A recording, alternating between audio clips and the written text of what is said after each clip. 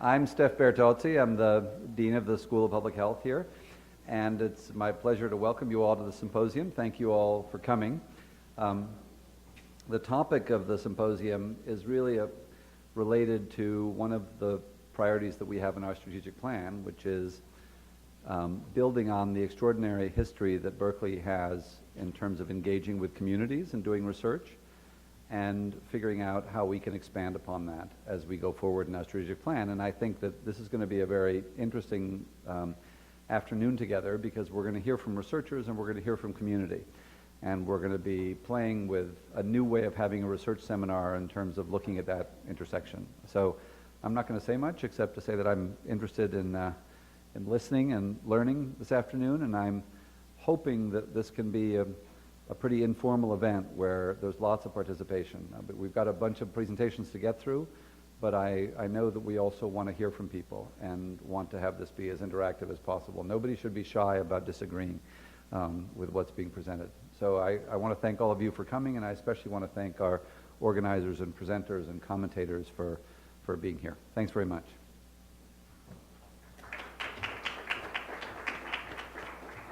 Great. Hi, I'm Will Dow. I'm Associate Dean for Research. I'm just going to be the moderator today. To orient you to how this is going to work, we have 3 different sessions as indicated in the program. Each session is an hour long, so we'll have 2 15-minute presentations, and we'll have 15 minutes for 2 of our sort of invited panelists to come up and sort of reflect on these sort of larger themes. And then we have about 15 minutes in each section really set aside for Q&A if we stick to the scripts. And so that really is time when we would like to have more of that sort of interactive comments and discussion. And in particular, what we're looking for is sort of comments and ideas about where the School of Public Health and the larger sort of Berkeley campus sort of research enterprise related to community health could be going in terms of having even greater impact on the health of our communities. So if you can sort of think about it in that frame of really sort of brainstorming, what are the ways that we could contribute, where are the possibilities.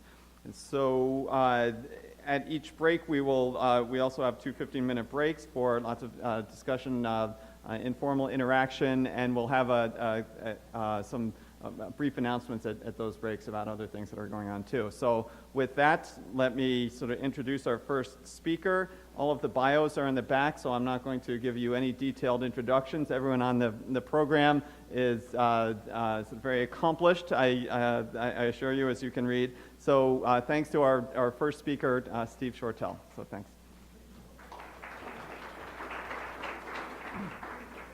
Thanks, Will, very much. It's really great to see the room filled or almost filled.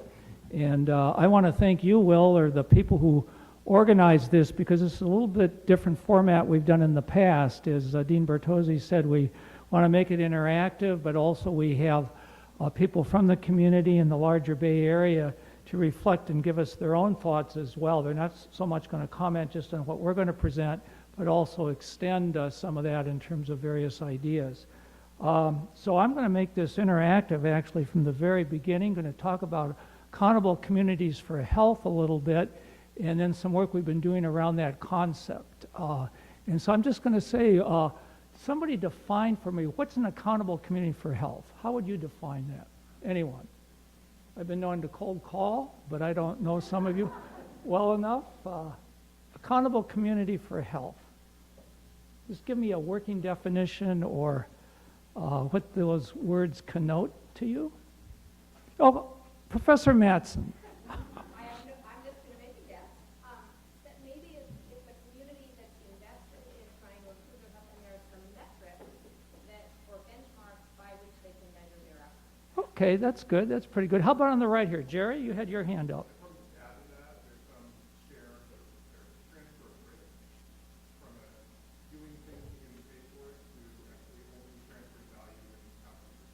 Okay, good. Let me combine those and give just kind of a working definition. It's a cross-sector entity that's responsible for managing and governing resources to improve population health, to define a geographic area. Or to say it a little bit differently, cross-sector entity that is going to get paid and rewarded financially for keeping people well. big cultural change in the United States, okay? So I'll give a more formal definition even in a few minutes, but that's a great start. So let's stay on time and go through some of this here. I want to acknowledge the California Endowment. We received a small grant from them about a year ago as part of the California State Innovation Model, the CalSIM proposal. We proposed $100 million to do a variety of things to improve health here in California. We did not get that. We got a very secondary prize, I think, of $3 million or something to keep planning.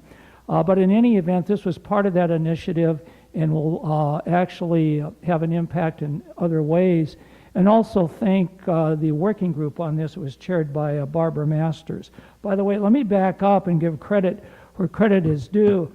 The real work on this was done by our students here, our doctoral students. Neil Siegel, I don't know if Neil's here. He is here in the back. Raise your hand, Neil.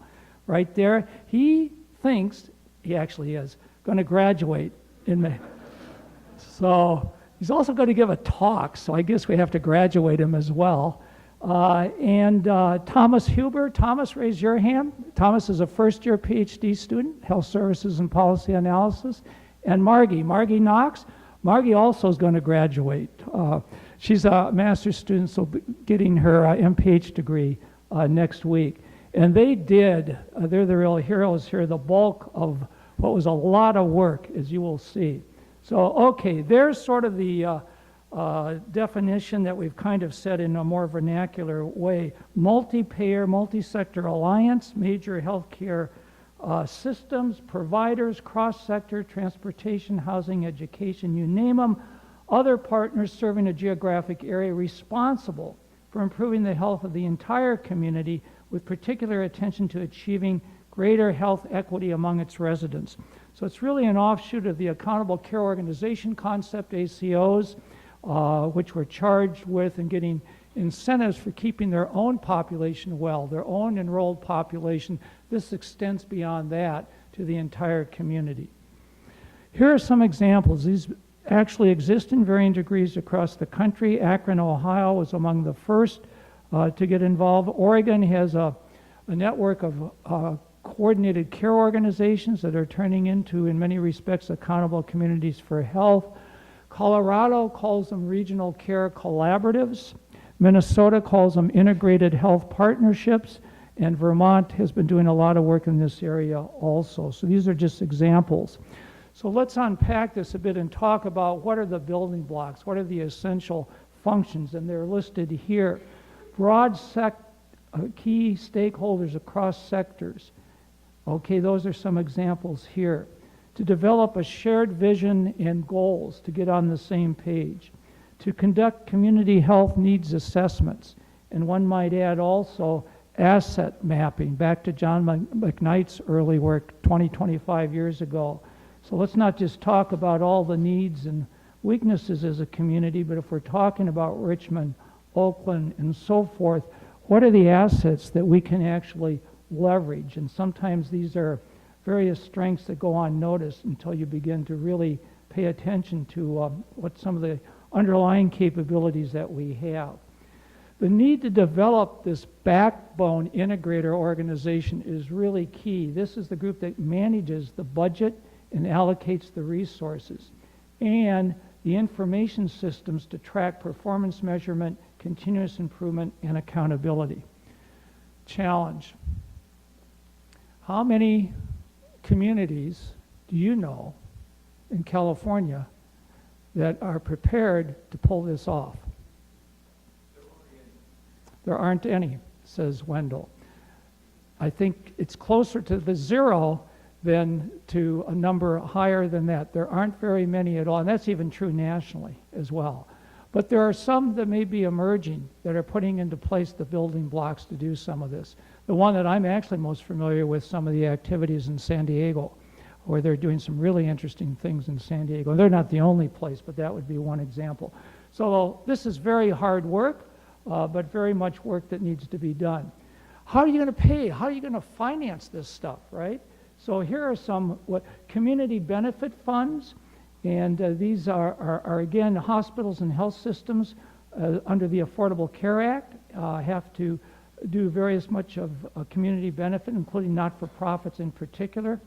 Regional global payments on the part of insurance companies, where they agree, for example, to have a risk-based, let's say, population health budget to take care of and improve the health of all diabetics, let's say in Contra Costa or Alameda County. And you would get Blue Cross, Blue Shield, United, and so forth to agree to pool funds to create a capitated-like budget. And then you would say to that community, you go to work, here's what you have, and how do you engage housing, transportation, not just the health systems, right, in order to do this. So transportation could be a real barrier to people getting care and so forth. So it could be that. Shared savings from accountable care organizations. These ACOs, they have shared savings, 50%. If it's Medicare, it goes back to Medicare. But, you know, they could put some of the other 50% not just back into their own organization, but into the backbone to create resources that would make everyone in the community healthier, which might help that individual ACO's bottom line as well. Issues there are market share and so forth. Health and wellness trust is another source to make this go, and social investing. Some of you and Jason or others may talk about the Fresno Asthma Project, but where you get private sector investors that put up some money in order to achieve various health goals, and then to the extent the goals are achieved, they begin to earn back or they get a return on some of those kinds of investments. So these are some approaches that are being used across the country and being explored, and various offshoots of these. So what we are asked to do, the next step that an ACH needs to do, and had California gotten the money, we are setting aside $9 million to fund up to 3 of these, to get applications in to fund up to 3 of these to get them off the ground. And so we were asked to try to develop a template and a tool that would enable them to know what the evidence is in terms of asthma and also cardiovascular disease. And we also looked at obesity to some extent as well. And we broke this down into these 5 levels of interventions that I think we all recognize: clinical, community, linkages between the two, systems and policy, and environmental. And this is what I want to go through and what we came up with. So we had an assessment framework we developed around the strength of the evidence, as you can see here. So did the intervention improve health for the population of interest? Did it say anything at all about the ROI, the financial return? What was the time frame for expected impact? Short term, 1 to 3, 4 to 7, 8 to 10, and 2 others.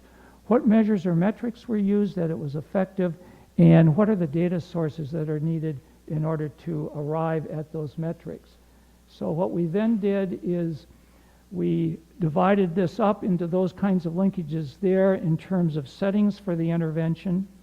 We then looked at the ease of implementation also, and that was easy, intermediate, difficult. The strength of the evidence, as indicated earlier, strong, limited. The time frame for likely impact, because CMMI, the Innovation Center that was going to give out these awards, they're going to be 4-year awards. So they wanted to see some payback within 3 years. And so that was one constraint. They weren't, on the other hand, some of the payback, as you know, is much longer term than that, so that was not ruled out. And then the scalability was something we looked at as well. Savings, data, indicators of success. So here's what we did. 10 years, went back to 2004, PubMed. We also looked at websites, as indicated there. NIH, Kaiser, AHRQ, Agency for Health Research and Quality. IHI is the Institute for Health Improvement in Boston, and the CDC. We also did interviews. I won't be drawing on that here. I'm happy to answer questions with key informants who are experts in this area, a couple from Kaiser Permanente and others nationally as well. And those are the evidence base we looked at. CVD was the other one.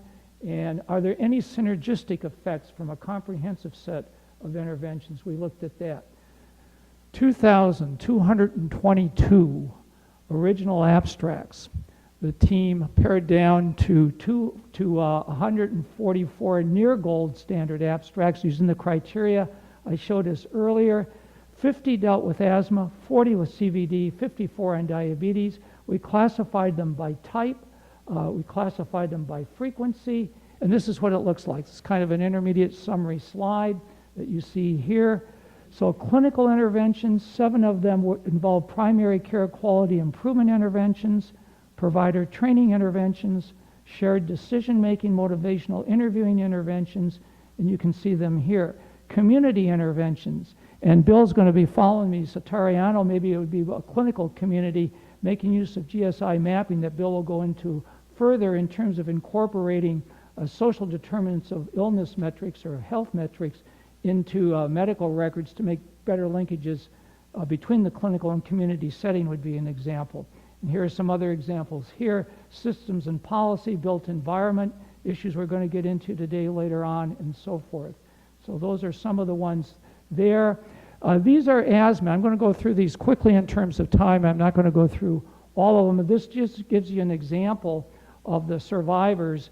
And we have descriptions. If anybody wants a copy of this report, we'd be glad to send it to you. Outcomes, we charted all of this in the full reference there.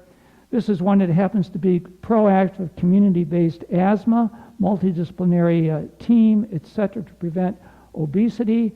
1 to 3 years had an impact, reduced significantly ED visits, improved quality of life metrics, intermediate on ease of implementation, etc., had a significant ROI, and you can see the metrics there as well.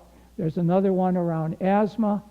Here's one around CVS, and this had to do with, again, a community pharmacies. We had a number of them involving community-based pharmacists and making better use of pharmacists as a bridge between clinical and with the patient and out into the community. There's another one on cardiovascular disease. Here's the one on diabetes, and this is a nurse practitioner, community health worker team, behavioral counseling, lifestyle modification, pharmacological management. One lesson, think packaged innovation. It's no longer one-off interventions, magic bullets. You don't get much traction. You have to package a number of different kinds of innovations together, reinforcing to begin to get impact. That's one of the things we're beginning to learn from doing some of this. And in summary, the studies with the strongest evidence base primarily had a single focus, easier to implement, evidence of short-term impact, and mostly targeting clinical or clinical community linkages. Strong strength of evidence was reported for these diabetes interventions, 4 out of 5, 80%, least frequent among asthma, about half of them. And again, continuing the summary, these are some of the most common ones where the payoff would be for accountable communities for health to get leverage. You can read them as well as I. And my earlier point about packaged innovation, multi-component strategies that involve primary care, exercise, and Chris will talk about physical activity, community collaboratives, nurse care managers, and school-based initiatives. You have some additional readings here, and thank you very much. For those who don't know what that is, you should leave the room. It's the Campanile. Thank you.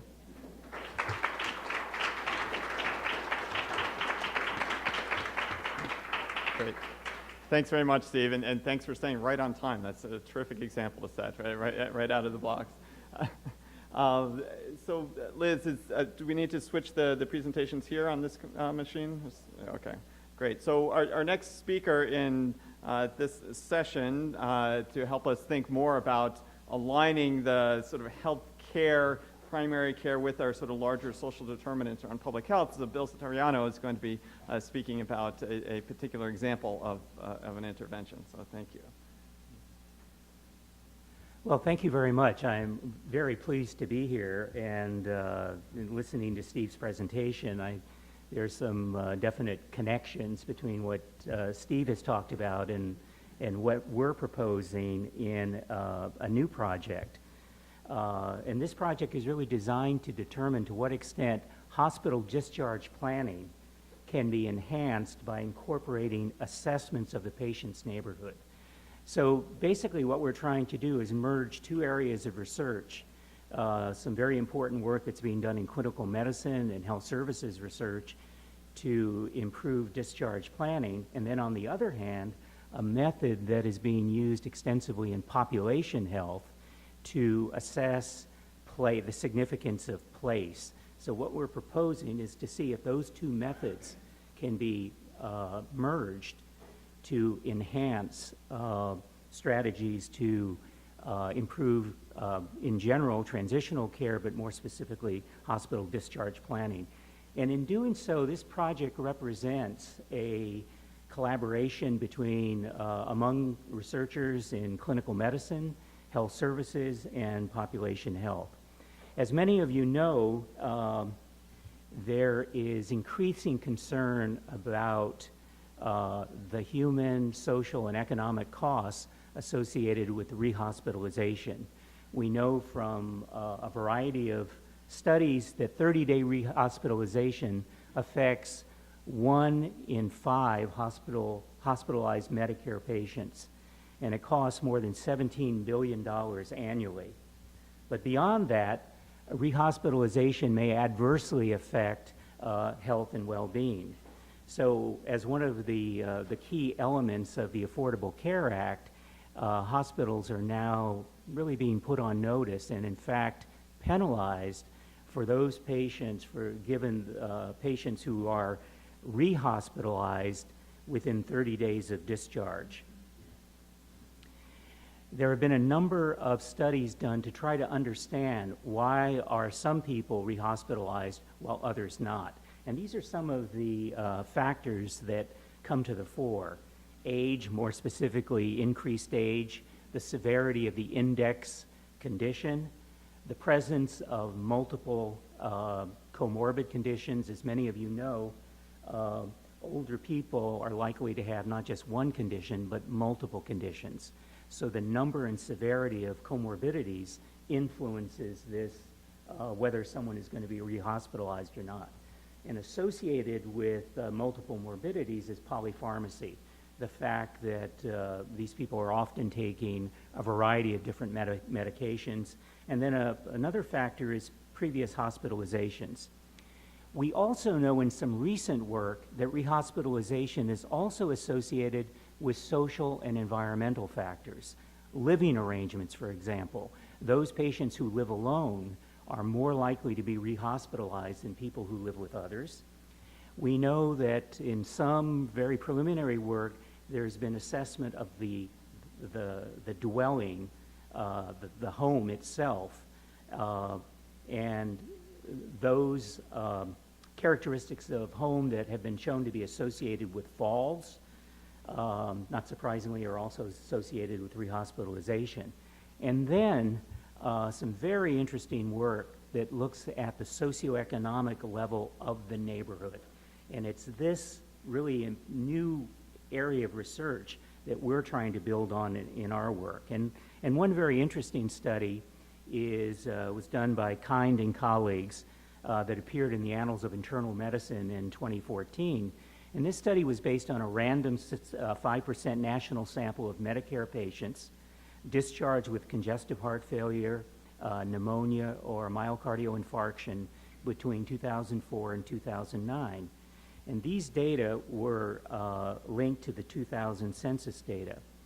And then the census blocks were characterized and grouped into percentiles based on a summary area deprivation score, which includes a variety of measures associated with socioeconomic status. And the bottom line is that the adjusted odds of 30-day rehospitalization was 1.09 for residents of the 15% most deprived census blocks compared to the 85% least deprived census blocks. It's very interesting findings, and as I said, serves really as basis of what we're trying to do. Associated also with this brief background is the important point that there are strategies in place to try to reduce the likelihood of 30-day rehospitalization. And these strategies are really designed more broadly to enhance transitional care. And this is a definition of transitional care. It can be defined as the range of time, a range of time-limited services in environments that are designed, let's kind of follow the bouncing ball, to ensure healthcare continuity and avoid preventable poor health outcomes among at-risk populations as they move from one level of care to another among multiple healthcare team members and across settings such as hospitals to home, which is what we are focusing on. So discharge planning is really an example of this broader category of transitional care. And as I mentioned, this is a particularly important area of investigation, especially for older patients, because as I mentioned earlier, they're likely to have multiple health conditions. So to treat those multiple conditions, this often involves the coordination of care. So transitional care, moving from one setting to another to really meet the health and functional needs of older people is very important. One transitional care model that's receiving a lot of attention that was developed out of the Center for Transitional Care at the University of Pennsylvania is this transitional care model. And it's based on first established evidence-based inpatient protocol, and then a minimum of 8 home visits that occur subsequent to discharge, one within 24 hours of discharge, and then weekly visits during the first month, and then monthly visits during the second and third months. Our question is, this is, as I mentioned, really one of the state-of-the-art protocols, and has been shown in clinical trials to actually reduce rehospitalization. And the question is now, can we improve on that? To what extent can this transitional care protocol be improved? And can it be improved by incorporating well-established methods of neighborhood assessment? It seems that the work is moving from the clinical factors to the living arrangements, the characteristics of the home, and then most recently the socioeconomic level of the neighborhood. So we have that as background work that's taking place. So, and then we have a variety of methods in place that are really designed to capture the built environment. We have measures of walkability. Why are some people able to walk in some neighborhoods compared to others? Why are some people able to access inexpensive, nutritious foods and others are not?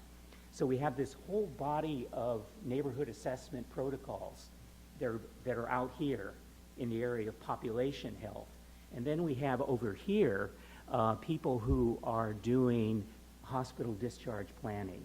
And basically what we're trying to do is to see to what extent we can merge those two approaches to enhance our understanding of why some people are rehospitalized within 30 days and others not. And then most important, by merging those two sources of information, can we come up with better hospital discharge protocols to improve the outcomes that I've talked about earlier? There are a variety of different methods of neighborhood assessment. Many of the people in this room are involved in that research. There's certainly geographic information system, GIS-based linkages. So we characterize the neighborhood in terms of linking existing data on housing and type and density, street length, proximity to goods and services.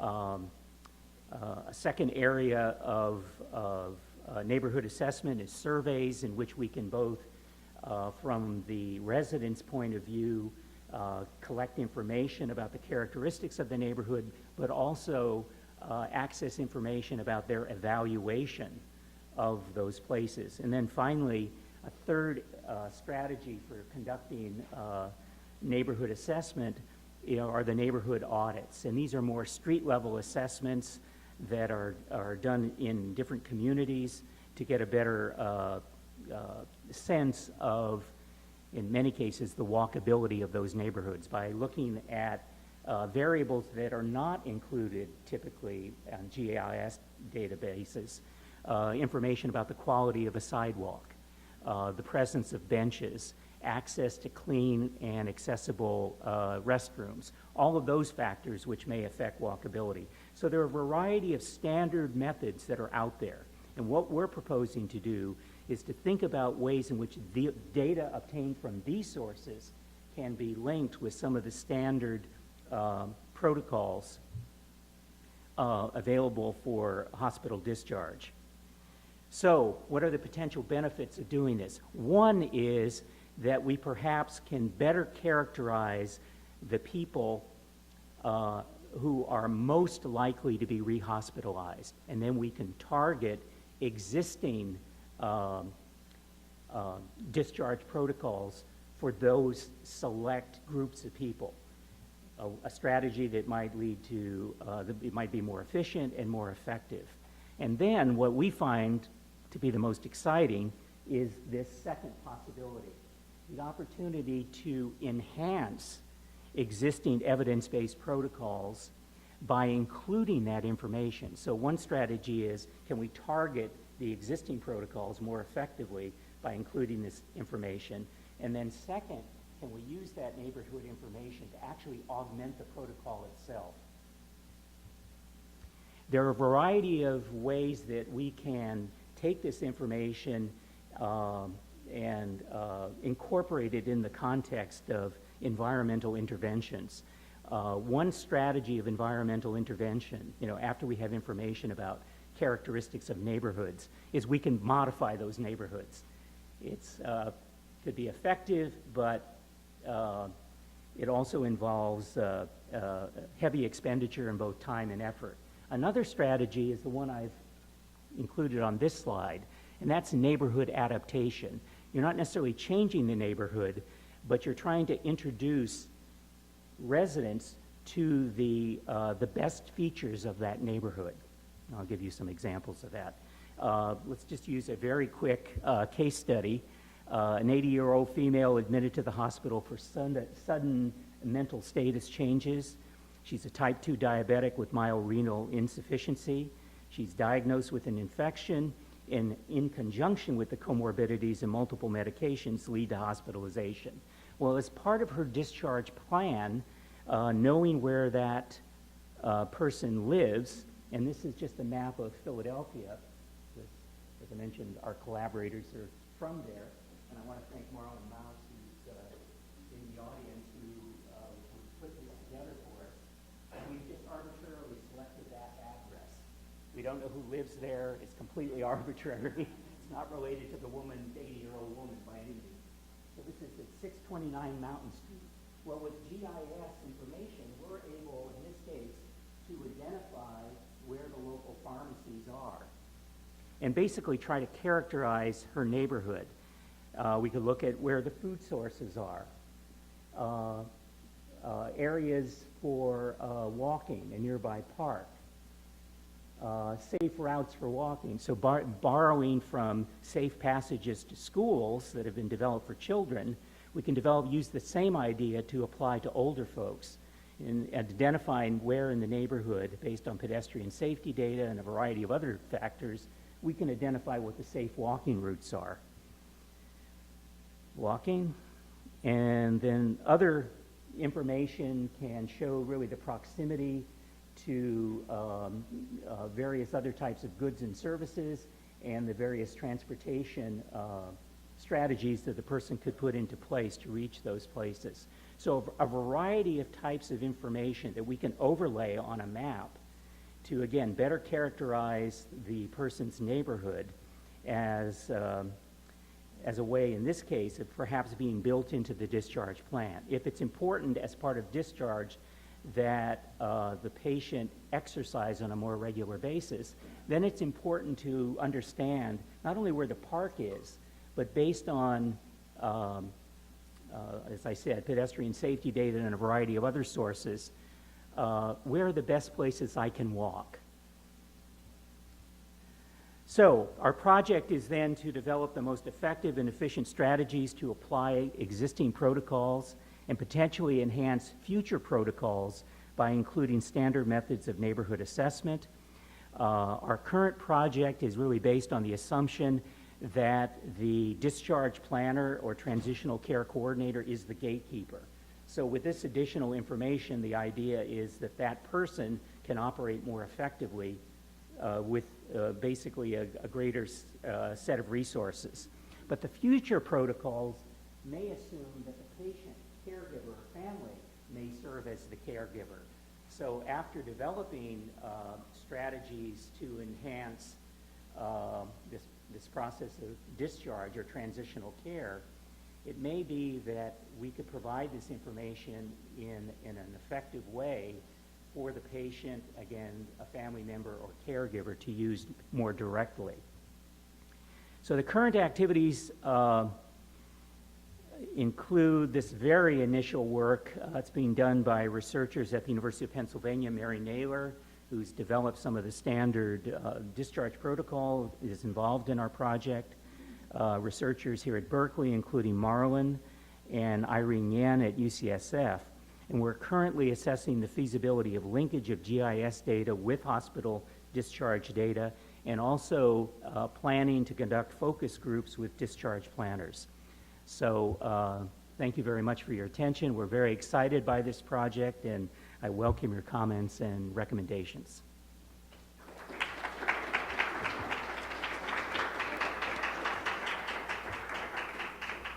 So thank you very much, Bill. These two presentations were designed to sort of stimulate seed ideas for where there are potentials for linkages between sort of health care and sort of primary care, larger sort of public health.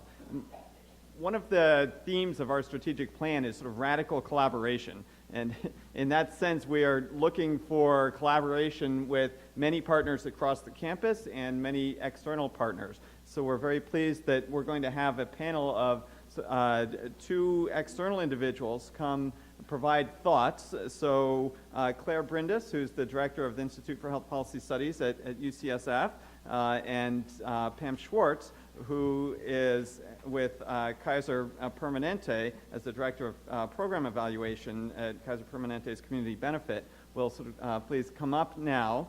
And what I've asked them to do is not so much be sort of discussants on these presentations, but to think more broadly about where are the opportunities for collaboration, for the most promising sort of future research in these veins. So we should have stick mics for you, right? Using these.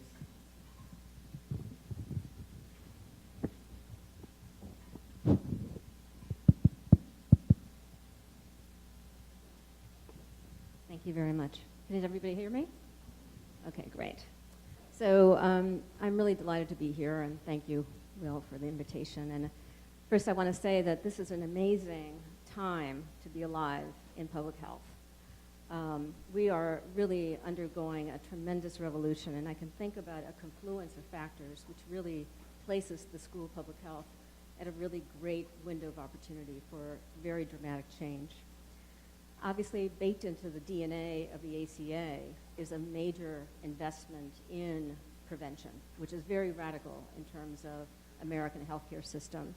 And as you know, most of our system has been very geared up to the perverse incentives of doing more testing, more costs, as well as not thinking about ways to prevent that hospitalization or prevent the negative outcomes. So we're really shifting a huge ocean liner in terms of conceptual thinking that I think is really important to be thinking about. How do we finally marry public health, population health, and healthcare delivery? There's also a huge commitment to accountability and quality, cost return, COI, and issues around patient experience and satisfaction.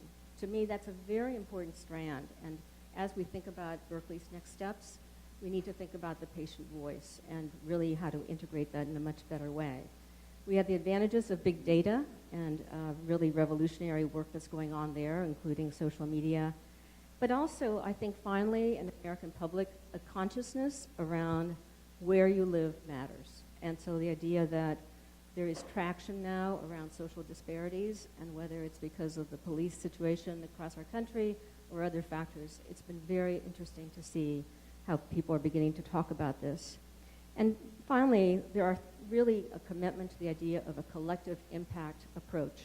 The recognition that many of these issues that we're talking about are so complex that not one agency or one organization can really deal with this. We really need the D-Day World War II equivalent to deal with these very complex health conditions. And not surprising, that brings together some very strange bedfellows. And I know later we'll talk about nutrition and obesity, but just to see, given that I've worked some in the area of sugar, just to see the response of the big soda industry, how that's panning out, I think it's a very interesting study. And that also policy matters, so that as Berkeley is thinking about its next steps, to really be focusing on, Steve's indicated, not just at the community level, not just at the consumer level, but at the policy level as well. I am struck by the fact that it's going to take our healthcare system a lot of time and effort. And I brought a few props here. Here's a little handy kaleidoscope, because I want to talk a little bit about the various ways that we need to improve healthcare delivery. I do a lot of work in adolescent health. This is an IOM report pertaining to the health and well-being of young adults. And one of the areas that we struggle with is the fact that such few young people come in for clinical care. So that even if you developed effective, population-oriented, prevention-oriented, what we're finding now is that the healthcare system is doing a crappy job. No offense to Kaiser. Kaiser is way ahead. Kaiser is way ahead of but only about 40% of young people come in for a preventive healthcare visit, and only a third of them actually get clinical guidelines. So I think a big challenge for Berkeley and your collaborators is the gap between what we know works and implementation. And if there's one challenge in our decade and the next decades, is the idea of going from these small oases in Ohio and other places to much broader sustainability and much more, not just replication, but effective adaptation of these different models. And that's why the kaleidoscope might be helpful. I want to also indicate that as we've been studying what's happening with ACA and the implementation as it affects women and adolescents and young adults, one of the findings in the area of the expansion up to age 26 has been that 42% of what young people are getting now through that expansion has to do with mental health. So I think another revolution that we need to think about with Berkeley is how do we begin to fully integrate behavioral health issues and services along with the clinical preventive services. So I want to now bring out my magic wand and share with you about 5 or 6 things I really would like to see happen. First of all, I think we really need to think about what would be really significant metrics that we should adopt that are equivalent to the transformation of the 30-day rehospitalization. To me, the 30-day rehospitalization was a marker. It's like the smoke detector in a room. And I'd like us to think about very creatively what would be the markers or the indicators that we need to adopt. For example, one marker is that 50% of military recruits are rejected because of obesity. Should that be one of our markers about improving the soldiers that we have in our country?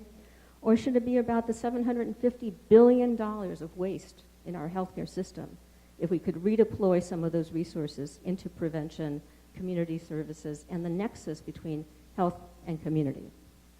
A second element that I would like us to be thinking about really pertains to the importance of Berkeley adopting cultural humility.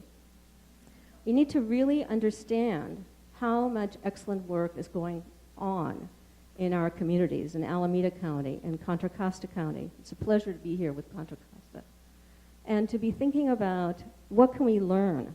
As Steve pointed out, there are several really dynamic experiments underway, and we can find out what they're doing. But what I'd like us to be thinking about and really finding out about is why. What happened in those communities that got them to go to the tipping point of saying we need to do something different? So let's have humility about the idea that we want to learn much more about all these very exciting social experiments that are taking place that we don't really understand yet why they're happening. A third area really has to do with what I call river of life. We have some incredible strengths at UC Berkeley. I'm a very proud alumni. And we need to be thinking about the hub of health, community prevention, environmental health, all the other areas that we're going to be hearing about this afternoon. But oftentimes, one hand doesn't know what the other hand is doing. And if you're like UCSF, it's not that one hand doesn't know what the other hand is doing, it's that one finger in one hand doesn't know what the other finger is doing in the same hand.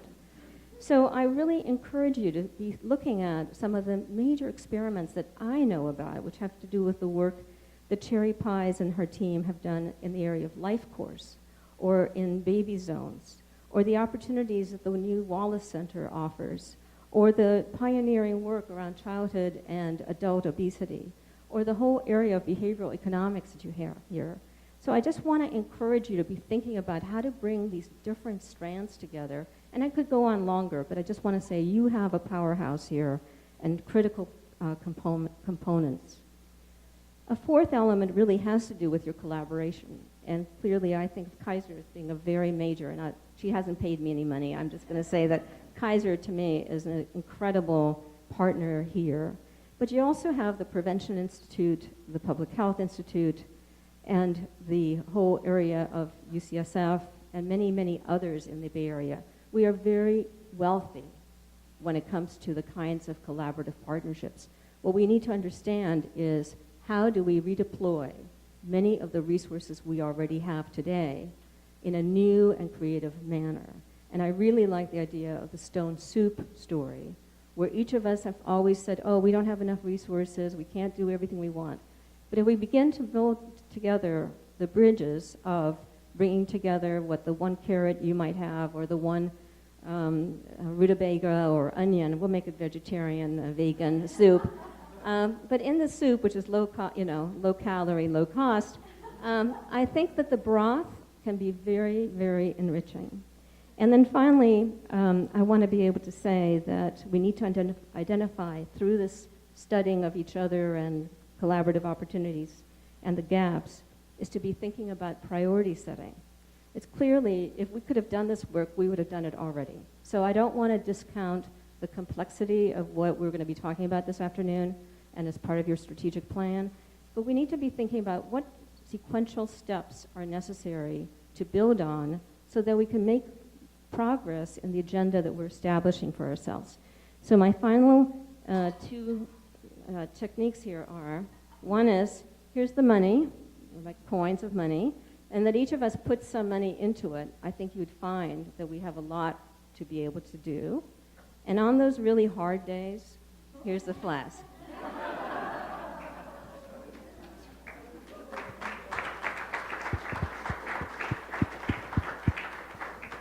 Well, just to level set here, I have no props, and I did not take offense to the adolescent comment. I spent my early career working at Planned Parenthood with adolescents, and now I have some of my own, so it's payback time for the way that I once was. And I'll also say that, so I come from Kaiser Permanente. I come from the National Office's Community Benefit, which is the public health philanthropy part of Kaiser. And if you think the right hand or the fingers don't know what the other fingers or toes are doing, we are huge. We're 250,000 employees and physicians. Now we just had 10 million, we reached 10 million members, and so I'll try and speak on behalf of the organization, but we're huge. So fingers and toes are a challenge. But I'll start with saying that, you know, I'm trained in public health, just like you all, and finally the field is starting to recognize population health in ways that we didn't. And inside my organization, we've been going in that direction as well, but you have to remember that our bread and butter is healthcare, and the training of most of our people is not in public health. And so it's been sort of a process along the way. And so I thought I would start with just a little bit of history of our trajectory into the area of population health and into the area of community clinic integration. And then I'll touch on a couple of areas that I see sort of as hot topics or gaps in the field. And then, as the two speakers were speaking before us, I started to jot down some questions that I thought the research world could help. So that's sort of how I'll go here. And so we have a long history of prevention and population health. That's been true since we were created in the shipyards of Richmond 70 years ago. But in the past maybe 3 or 4 years, we've taken on this strategy called Total Health. Has anybody heard of Kaiser Permanente's Total Health strategy? There's some heads nodding. So it basically agrees with the field in that it says that health is about, or agrees with the field of public health for sure, that health is about more than medicine. And in fact, medicine is just one small piece of a person's health. And so if we're going to be successful in creating health, which is what Kaiser Permanente wants to do, then we need to step outside the doctor's office and into the community where people live, work, play, pray, learn, and really get to know all these, what everyone's said so far, get to know what a community is and connect the dots in our organization. So for us, this is actually really a new way of doing business, thinking, and the ACA has ignited this as well, but it's thinking about how clinical can work better with operations, better with community benefit. For me, I've been at community benefit 15 years, and there's way more relevance of our work to the other parts of the organization in the past 5 or even 1 or 2 years than I've ever seen, because the value of community health has increased as a business strategy now. And so under Total Health, connecting the dots means things like leveraging our assets on a community towards community health. Our membership is increasing greatly. Reaching the 10 million mark, if you had asked me 2 years ago, it would have been somewhere just above 8 million. So it's some pretty drastic growth with new members that were recently uninsured perhaps, or unemployed in the recession, or lower income. It's a different set of membership growth than what we've ever seen before, and faster than we've ever seen. So we're trying to respond, and we know that we need to respond with the social determinants of health in mind. So this is a new way of thinking for us, and it's complicated in an organization that has a mindset of healthcare, but also prevention and population health. So we're trying to reconcile all of it. The other thing is, so I'm in community benefit, and on average, 4% of our revenue goes towards communities. So it's significant dollars aimed at improving health. But what we're trying to do, and right now this is a lot of talk and trying to figure out how to make it more than talk, and some of it is action too, but is to leverage that 96%.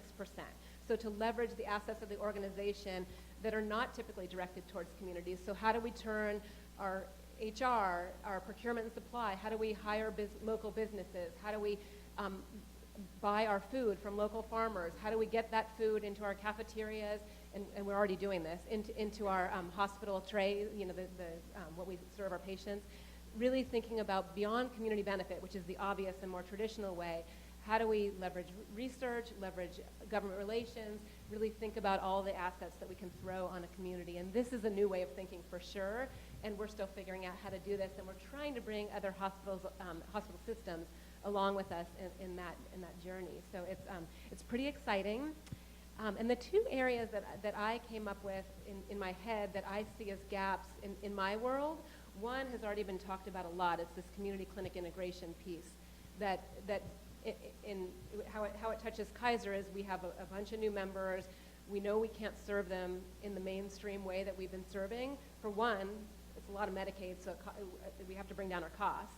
And for another, they're coming in with issues that we're trying to understand, and they're social determinants of health related. And so how do we link, one of the strategies that's clear to us is link people to resources in their community. That's been talked about today. But how do we know more about what works in that area?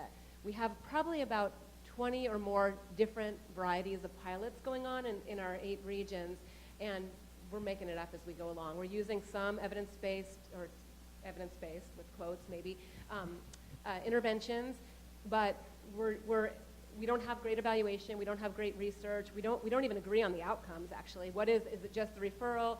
Are they actually linked to services? And what's challenging for us is our operations people, they want to know what's the business case. And they want to know that tomorrow, which is just not a realistic option, or realistic ask. But we have to find ways to respond to that in ways that we haven't done before. So we need research that's very rapid, that provides feedback along the way, and that can contain the right expectations, but also drive towards the business case and even better the ROI, which was said earlier as being important. But that's really been a challenge to us with these public health interventions of what is the ROI, and even short of that, what's the business case? We've really struggled and have not succeeded in that. Even things like admission rates are, if you're doing some of these community clinic integration, they tend to go up, so you can actually look like you're failing when really what you're doing is preventing people from the more expensive things, but you haven't seen that yet, and the ROI needs to come now. So there's a lot of that, and what are the right interventions? Is it community health workers? Is it your own labor social workers? Is it the health leads model that we have in a couple places has a college or a pre-med type person who's sitting at a desk, delivering referrals, and then connecting people to services. So a lot of the different models, which one works, which one's cheapest, which one gets to the outcomes. Those are all questions that we haven't yet answered, and yet we're scaling rapidly and without knowing what works. So that's my first challenge for you. My second one was actually mentioned in the first presentation around the community health needs assessment. So this gets into some of what Claire said, or at least where I'm going to take you. It gets into what Claire said about the collective impact piece, because so for those who aren't familiar, it's community health needs assessment is. Sorry.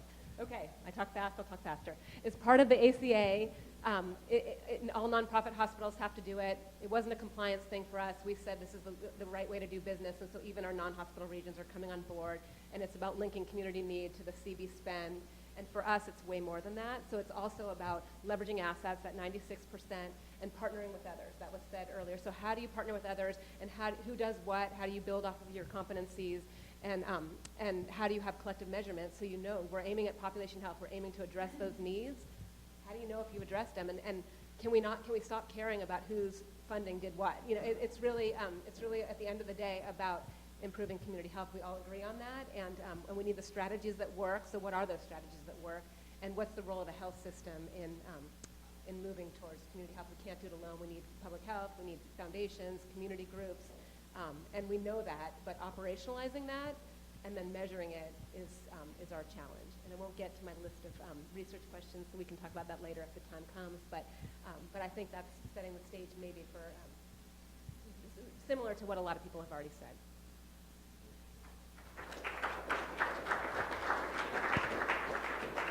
Great, thank you. Many challenges that have been presented before. So we want to take the next few minutes and just have Q&A, so open it up to the audience. Now, one of the themes that has come up, and while I'm sort of talking, one of the other speakers could,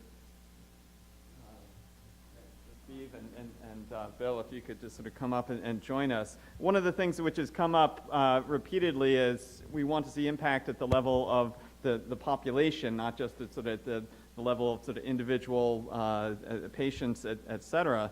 And in the spirit of radical collaboration, one of the groups on campus that really helps us think about that scale is the demography community. And I would point out that this symposium today is co-sponsored between the School of Public Health and the Berkeley Population Center and the Center for Economic Demography of Aging. And so we have a number of demographers here today. So I would encourage sort of questions now around these particular presentations, sort of ideas that people have building off of those, or sort of additional ideas that people have sort of around the general theme for ideas. Where could we really see research moving forward that could have high impact as we really think about this at the scale of the population? So let me open it up to the audience now, please.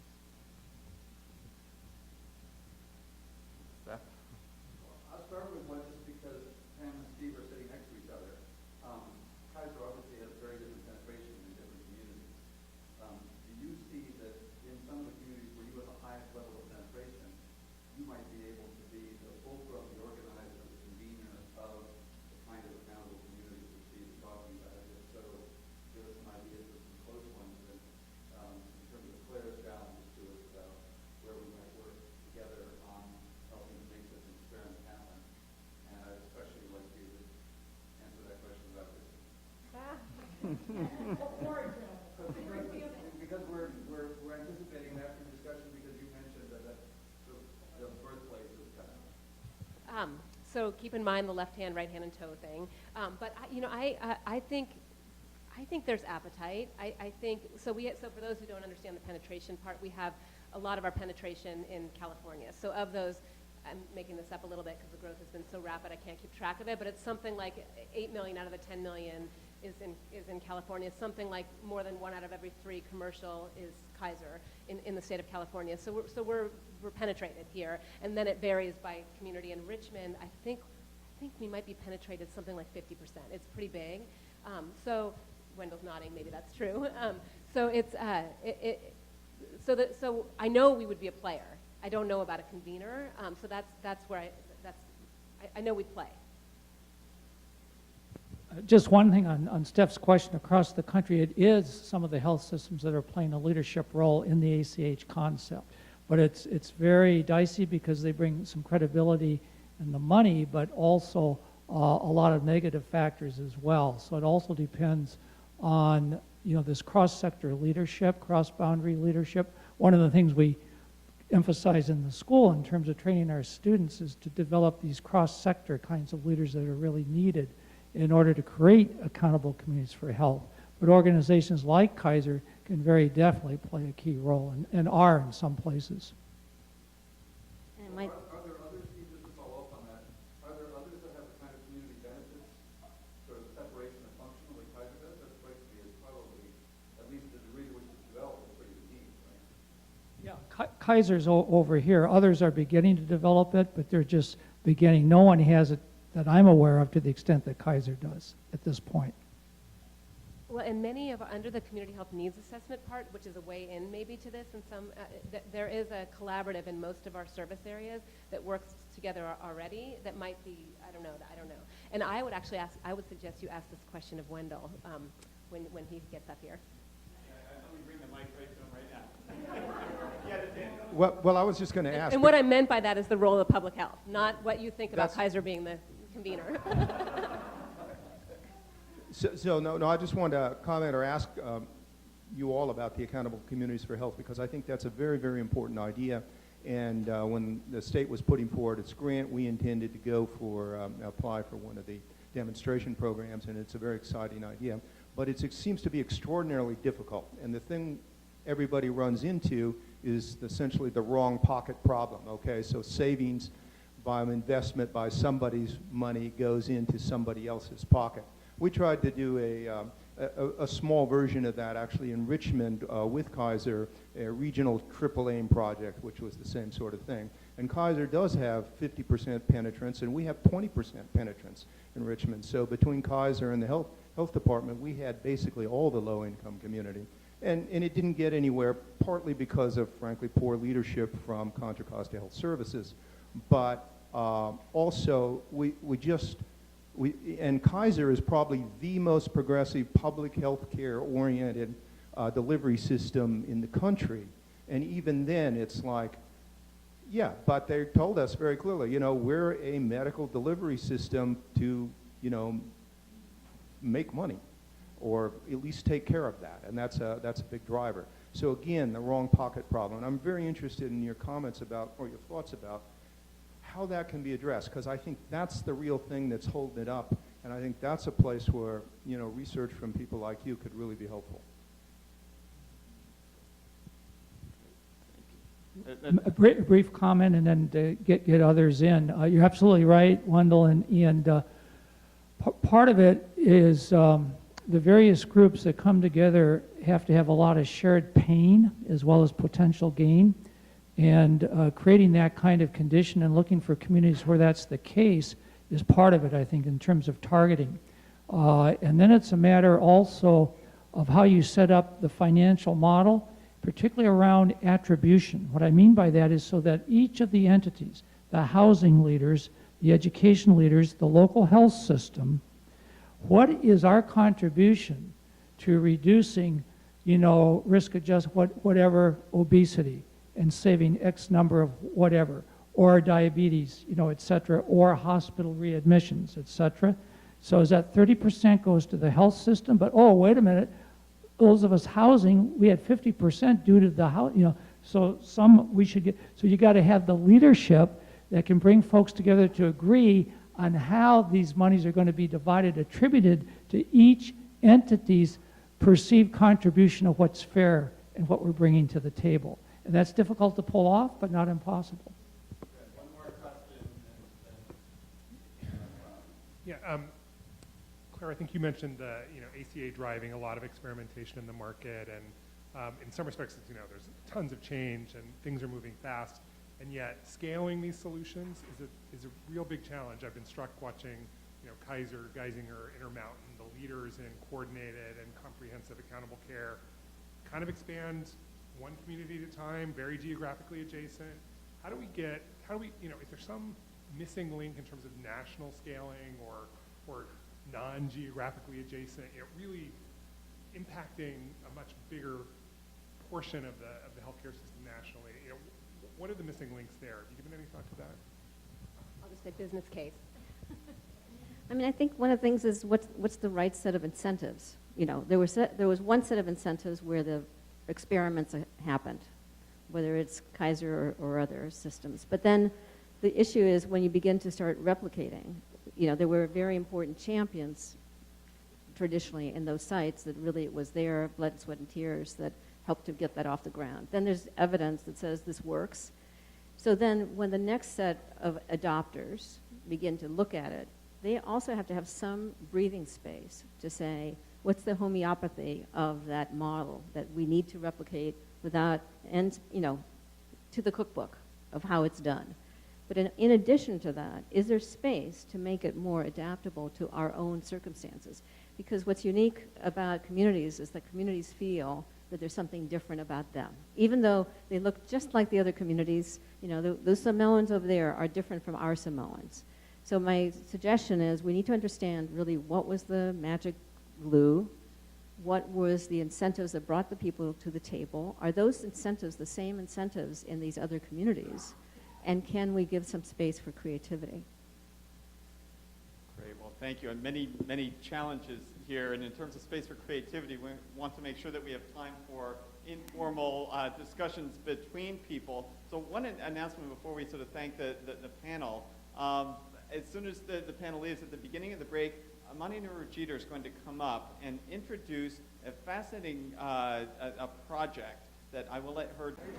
Okay, well, thank you very much. I'm glad to see everyone chatting and hopefully some good conversations coming up with research ideas. That's what we really want this to be spurring, is sort of ideas for some new collaborations, et cetera. So why don't we go ahead to the second session, which is around community approaches to obesity. And I'm very pleased to have our first speaker, our own Chris Madsen. So thank you very much, Chris. And I feel so fortunate to be here and to see my students out there. But to be here to hear about other people's research, because I think all the fingers and the toes and the hands, it is hard. We're all really busy. We've got a lot going on, and it's really, it's a treat to hear about what other people are doing as well. I want to start by thanking people. So this happens to be a project. It turns out that Pam, who's an incredible partner on what I'm going to talk about today, is here representing Kaiser. And I also have amazing partners at the Center for Weight and Health, which is now called the Nutrition Policy Institute, Suzanne Razan and Alan Cheadle in Seattle and Hannah Thompson. I just want to say that without their work, none of this would be possible. Translating evidence. So how do we translate clinical evidence into practice to make healthier communities? And Wendell works on that daily. Just calling you out, Wendell. So here's the thing. We have evidence, but it comes from what I would call clean environments. It's clinical studies that are very controlled, and we want to translate that into a really messy world, right? Our lives are not so clean. They're not so controlled. And this reflects our neighborhoods and the systems in which we live, and we're trying to take what's worked in a clean setting into a much messier setting. When we think about obesity, we're really talking about just one aspect or one contributor to cardiovascular disease, which was talked about earlier. Number one killer in the US, it kills 1 in 4 adults. It takes many years of life that it doesn't have to. We have good evidence on what works to reduce the risk of cardiovascular disease, diabetes, hypertension, stroke. We know increasing physical activity has shown in clinical trials to reduce risk. Same thing for improving people's diets. The question is, how do you get these things that have been shown to work in really, controlled settings to work in our messy world? I, as a pediatrician, am really interested in trying to reduce the risk of cardiovascular disease in children. And so when I think about, okay, how can I translate evidence into some system or setting, what system would you say or setting is probably the most important one to work on when we think about children? Absolutely, schools, right?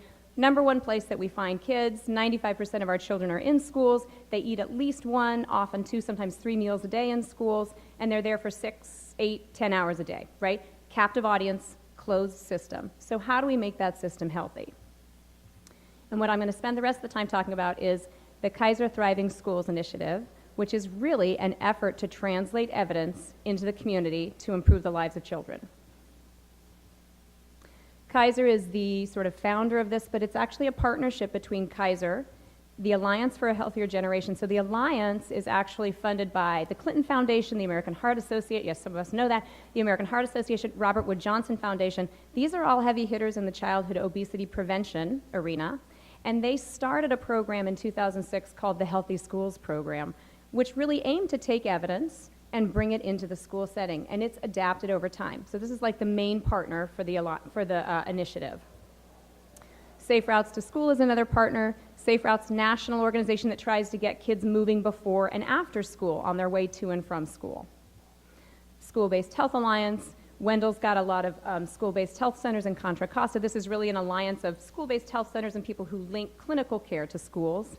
And then lastly, we're a partner. So the School of Public Health and my colleagues at the Nutrition Policy Institute, formerly known as the Center for Weight and Health, and we really have a twofold role. First, we're looking to use evidence to maximize the impact of this partnership as they go out and try and improve the environments in schools. And secondly, we really want to study the impact of this intervention in the messy real world. So, as Pam was saying earlier, Kaiser's got its heaviest penetration really here on the West Coast, mostly in California. So the regions of this Kaiser Thriving School Initiative are the Northwest, Northern and Southern California, and then the Mid-Atlantic region, which is DC, Maryland, Virginia. The goal was to enroll 300 schools, and we actually have about 335 enrolled, and we're done enrolling at this point. So how did those schools come in? The primary person who's working to actually recruit these schools is someone I'm calling the Thriving Schools Program Manager. This is actually an employee of the Alliance for a Healthier Generation, so we're leveraging the infrastructure of these existing partners, and we're following their model. And this program manager goes out and recruits school districts, and then within each of those districts recruits schools to become thriving schools. And their job then is to work with these schools, provide training, and largely training with the schools coming together to learn from each other, talk about ideas, and technical assistance where they actually go out and work with the schools. And they work in a few different areas. So the primary basis, the sort of starting point, is the wellness policy. All of these schools receive federal funding, so all of them have to have a wellness policy. And when we think about the school setting and wellness policies, what sorts of things might you think would be included in a wellness policy? What aspects of things that happen in schools? Healthy lunch. Great, I love audiences that get it in the order I put it in. So school meals, not just what's served in the cafeteria, but also snacks and beverage, so vending machines, any foods that show up in schools. What's another area we might want to work on? Oh, yes, PE, okay. So the next one's really hard, and I don't think you're going to get it, but we'll try. So physical activity, but specifically PE being one of the most important pieces, but recess counts too, what happens before and after school. Okay, there's two left. Either one, give me either one. Emotional well-being, really important. Summer meals, really important too. Sexual protection, okay, we're really getting into important topics that are not here, so let me just give you. So health education, right? All of these things that we're talking about here are changing the environment, but it's important as well that kids get education about why they should make these choices. And lastly, staff wellness, because what kids see the teachers do has a definite impact on their behaviors as well. And we care about the health of the teachers too. So one size does not fit all, right? Schools start in very different places. So Claire was talking about replication, and she actually was saying it's not just replication, it's adaptation. We recognize that we can't, this is one of the problems about translating evidence that exists. You think you can kind of plop in an intervention that's been defined somewhere else, and it doesn't work the same way in every setting. So working with schools to identify the aspects among those sort of policies we were talking about before, those areas, which are the strategies they can adopt that are evidence-based, that are most likely to move them forward. So in our role in trying to help think through how can we strengthen these strategies to achieve maximal impact, the things we talk about are reach, so how many kids are actually going to be touched by a policy, dose, how frequent, intense, and sustained is that intervention or strategy you're employing, and lastly, the level of implementation, so fidelity to the idea that you had. Is it complete and is it lasting? Is it going to go beyond this school year and your tenure? So a couple of examples. Let's say a school says, all right, our strategy is we want to replace 50% of the slots in a vending machine with healthy options. So we would say, well, okay, great start, but let's think, this means that any student who goes up to that vending machine can still make an unhealthy choice, right? So you could have a really low reach in a sense, but if you combine that with maybe some promotion and education, perhaps you'll get more kids making healthier choices. And then maybe what you're going to work towards is actually 100% healthy vending slots so that every choice is a healthy choice. And ultimately, let's get all vending machines with 100% healthy slots, including those in the teacher's lounge. The idea then is to take this strategy and maximize this strategy's impact on diet. And we can do the same thing with a physical activity approach. They want to bring in a new PE curriculum. You can buy PE curricula off the shelf. They want to get kids moving more during PE. And we might say, well, that's good, but some teachers may not feel like they know how to use it, so maybe you want to pair that with some teacher training.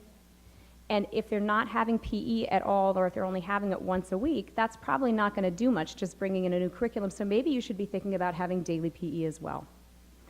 And in terms of making that a sustained implementation, what if you added PE to the school public report? For example, in California, we have what's called a SARC, a School Accountability Report Card, which is where schools report on things like their test scores and their attendance. And what if you included a measure of child health that reflected PE? Again, the idea is that we want to take this strategy and maximize the strategy's impact on physical activity. So it is not so simple, because we know that these schools actually are juggling competing priorities, right? Multiple things that they're in charge of doing, including academics, standardized test scores, attendance, emotional well-being, sex, right? So with all of these other things on the drawing board, health may take a back seat. And so Kaiser Thriving Schools Initiative has actually put in place some incentives. Schools, by the way, are not paid to be a thriving school. This is totally voluntary. And one of the incentives is bringing stakeholders to the table. So when that program manager goes out and tries to work with this wellness policy and improve the wellness policy, they begin by engaging the health champion at that school. And that health champion could be anybody. It could be the school secretary, it could be a PE teacher, but you identify the person who's most invested in moving a project forward. And then you try and identify additional stakeholders who can sit at that table and help push things forward even when things sort of get stuck. Social support, so not just having multiple stakeholders at the table within each school, but bringing those schools together for training so that they are invigorated by each other and motivated by each other and learning from each other as well. And social support, interestingly, is in clinical trials is always a factor that's associated with behavior change as well. Mini grants, so there is a little bit of money, but these are small grants just to get schools started in particular aspects. They have to apply for it. Kaiser grants that money. And lastly, just recognition for improvement. So the USDA has a Healthy U.S. Schools Challenge, and the program manager supports schools in trying to apply for recognition, national recognition. It's something they can put on their website. They get listed on a national website, and something that they can say to other parents or other schools, look, we're doing a good job in moving forward. In terms of our evaluation, our attempt to study what's really happening here, and this is Pam's, was talking earlier about how many things that people do or get done are not evaluated. So we're overlaying sort of a twofold evaluation. One piece is, remember the satellite of the schools. So about 1 in 6 schools, but over 50 schools have been recruited. On top of just being a thriving school, they're recruited for an additional in-depth evaluation where we go out and we actually observe the vending machines and we observe PE at the schools, so we get a sense for whether or not things are really happening the way they're being reported. And then we look to see if the strongest strategies are in fact associated with greater environmental change and whether that's associated with greater behavior change. So at this level, we're doing surveys with thousands of students, staff, and teachers to see what are people reporting that they're actually doing, what's happening in their schools, and what are their behaviors in terms of physical activity and diet. The second aspect of the evaluation is looking at change in weight status. And this is kind of a big, Wendell said nothing happens in 3 years. This is kind of a big piece. But California collects height and weight data on their students every year. So for this one, we're going to limit it to California schools, but we're actually going to look at what's the weight status of students in thriving schools in the first year that they're sort of before they've really done anything as a thriving school, a baseline measure. And you can get a sense from someone's body mass index where they are in terms of the healthy weight status. We'll then take students in schools that are very similar to the students in the thriving schools using propensity match controls, but we'll look to see over time, do those control students behave differently from the thriving school students in terms of their weight status? And the hope is that the students in thriving schools will actually show a healthier weight status over time. So I want to close with just a couple of quick stories about what it's like to be in the messy real world. So this is a school in a very rural area. I didn't mention that, but some of the districts in Northern California, for example, are in Fresno and Manteca and Santa Rosa. So there are some very rural areas. One school wanted to partner with Safe Routes to School to get more kids walking and biking to school. Less than 10% of their kids were walking and biking, so it seems like, wow, this is a great area, right? Big opportunity, can get kids moving.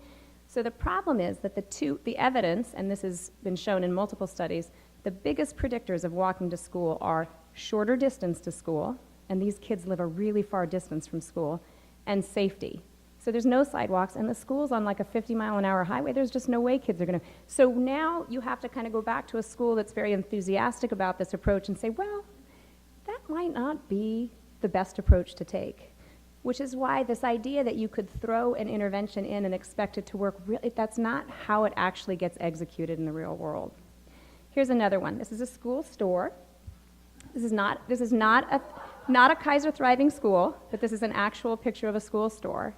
So the program manager was talking to a food service manager at one of the schools, saying, okay, so what are you doing on the nutrition side? And the food service manager said, well, we've got some really good things in place. And the program manager said, well, what's that? And she said, well, oh, that's the school store. That's run by the principal. We don't pay attention to that.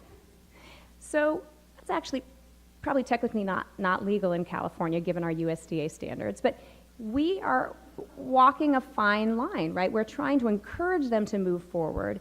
And it's just one of the many challenges that we face, and one of the reasons that translating that evidence into the real world is very difficult, but really important.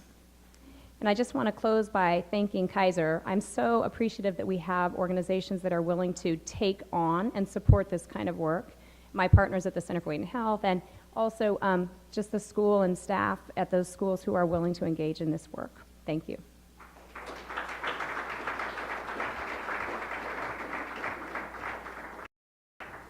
Great, thank you. So the next presentation, we have the tag team here. Barbara Laraia and Mahasin Mujahid will be jointly presenting. So, good afternoon, everyone. So it's a pleasure to be here to present some work that Barbara Laraia and I have been thinking about and sort of excited about working on in the future. And I always like to sort of remind myself that I'm in Berkeley now, because when I was a doctoral student training at the University of Michigan, and I can say that because the colors are consistent, you know, I know it's a competitor school and all, but you know, if it were Stanford, then that'd be a different story, right? So University of Michigan, you know, this was, go blue, right? Exactly. You know, I was really excited about all of the thinking that was going on around social determinants of health, and much of it started here at Berkeley. It's this really vibrant and rich community that has a very long history in thinking about social determinants of health, upstream determinants, sort of how all of these things matter for understanding equity and health and well-being of the population. And so it was really exciting to join the faculty here and to continue to do this work and to think about ways in which we can improve our understanding of how, and the work that I do, place matters for health. And so this framework is by the WHO. Michael Marmot sort of put a lot of this framework together from his time here at UC Berkeley.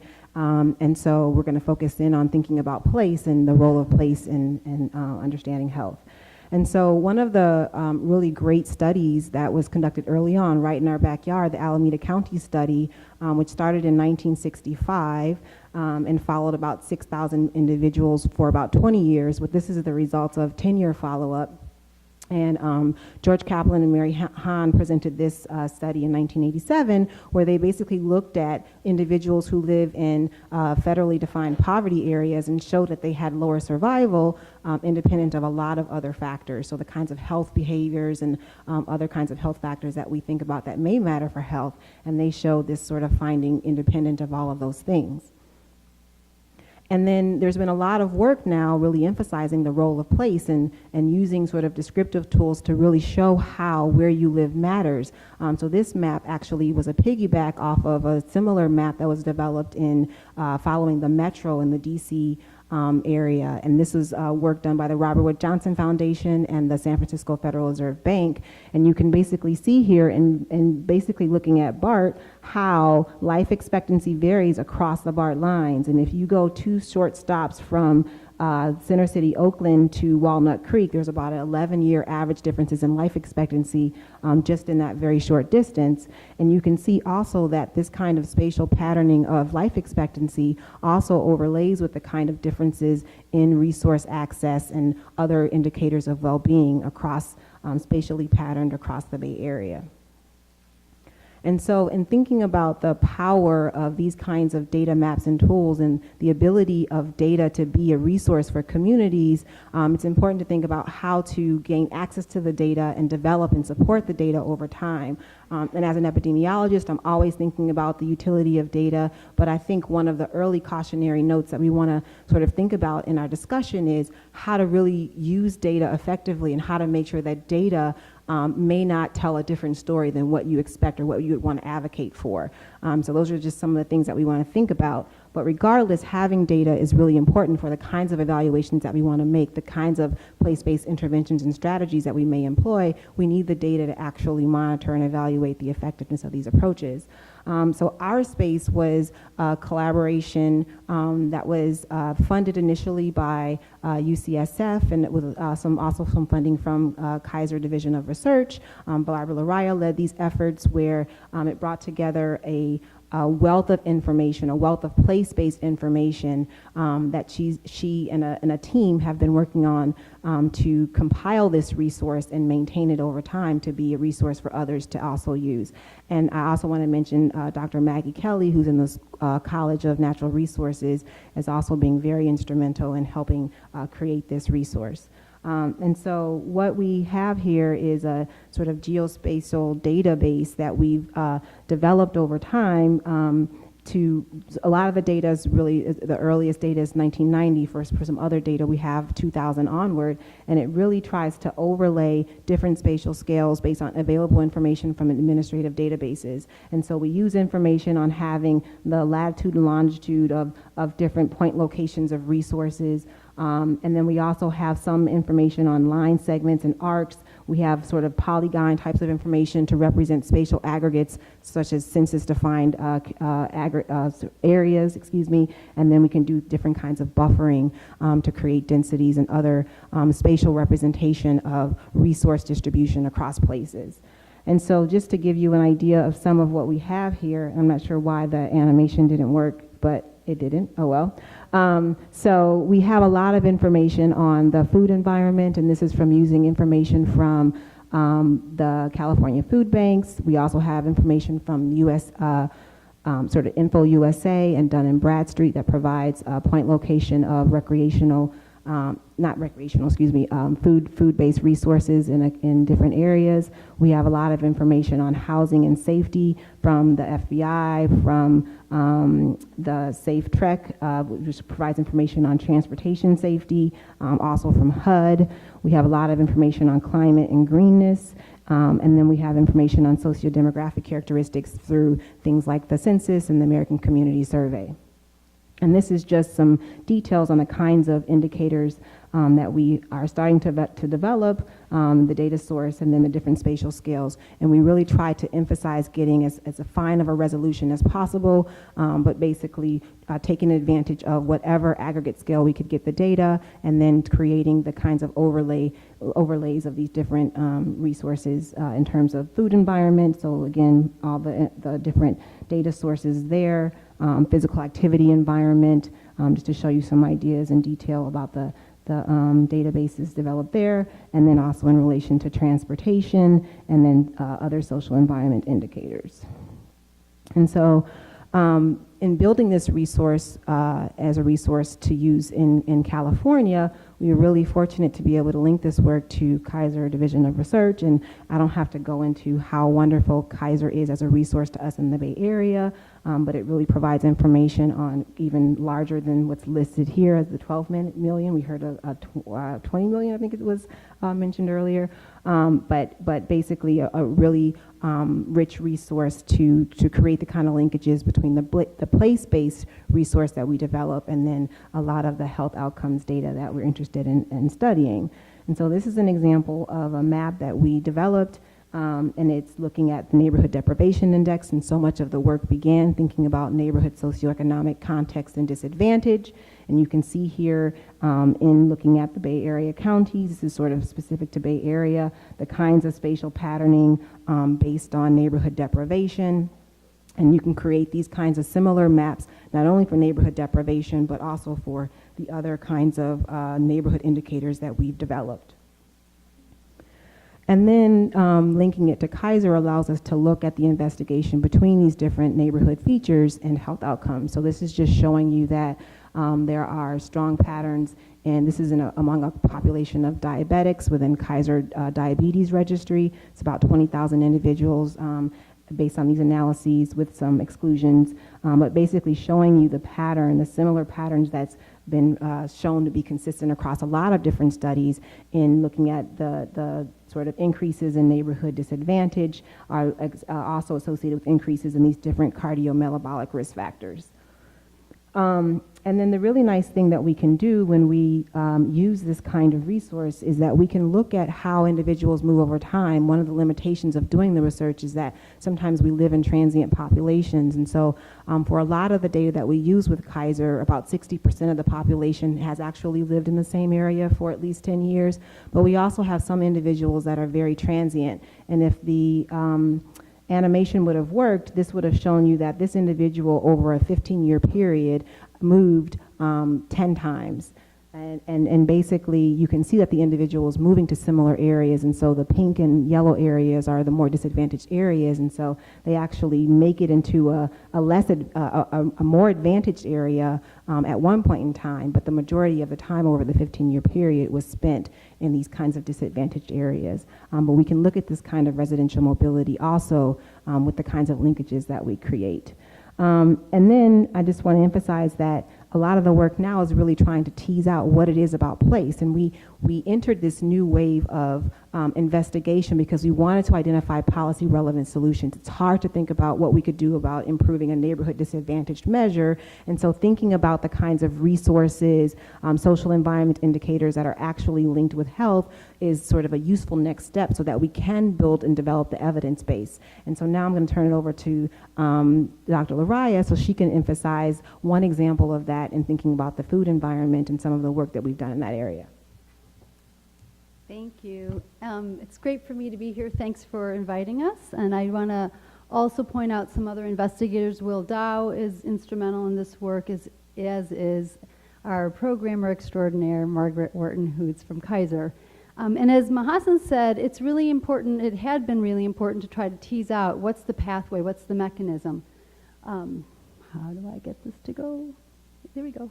So we're going to give an example of the food environment. And I want to say that I start this research, and we start this research knowing that our food environment is very poor. We have a poor food supply, and we're in the midst of an obesity crisis. So here's where we start.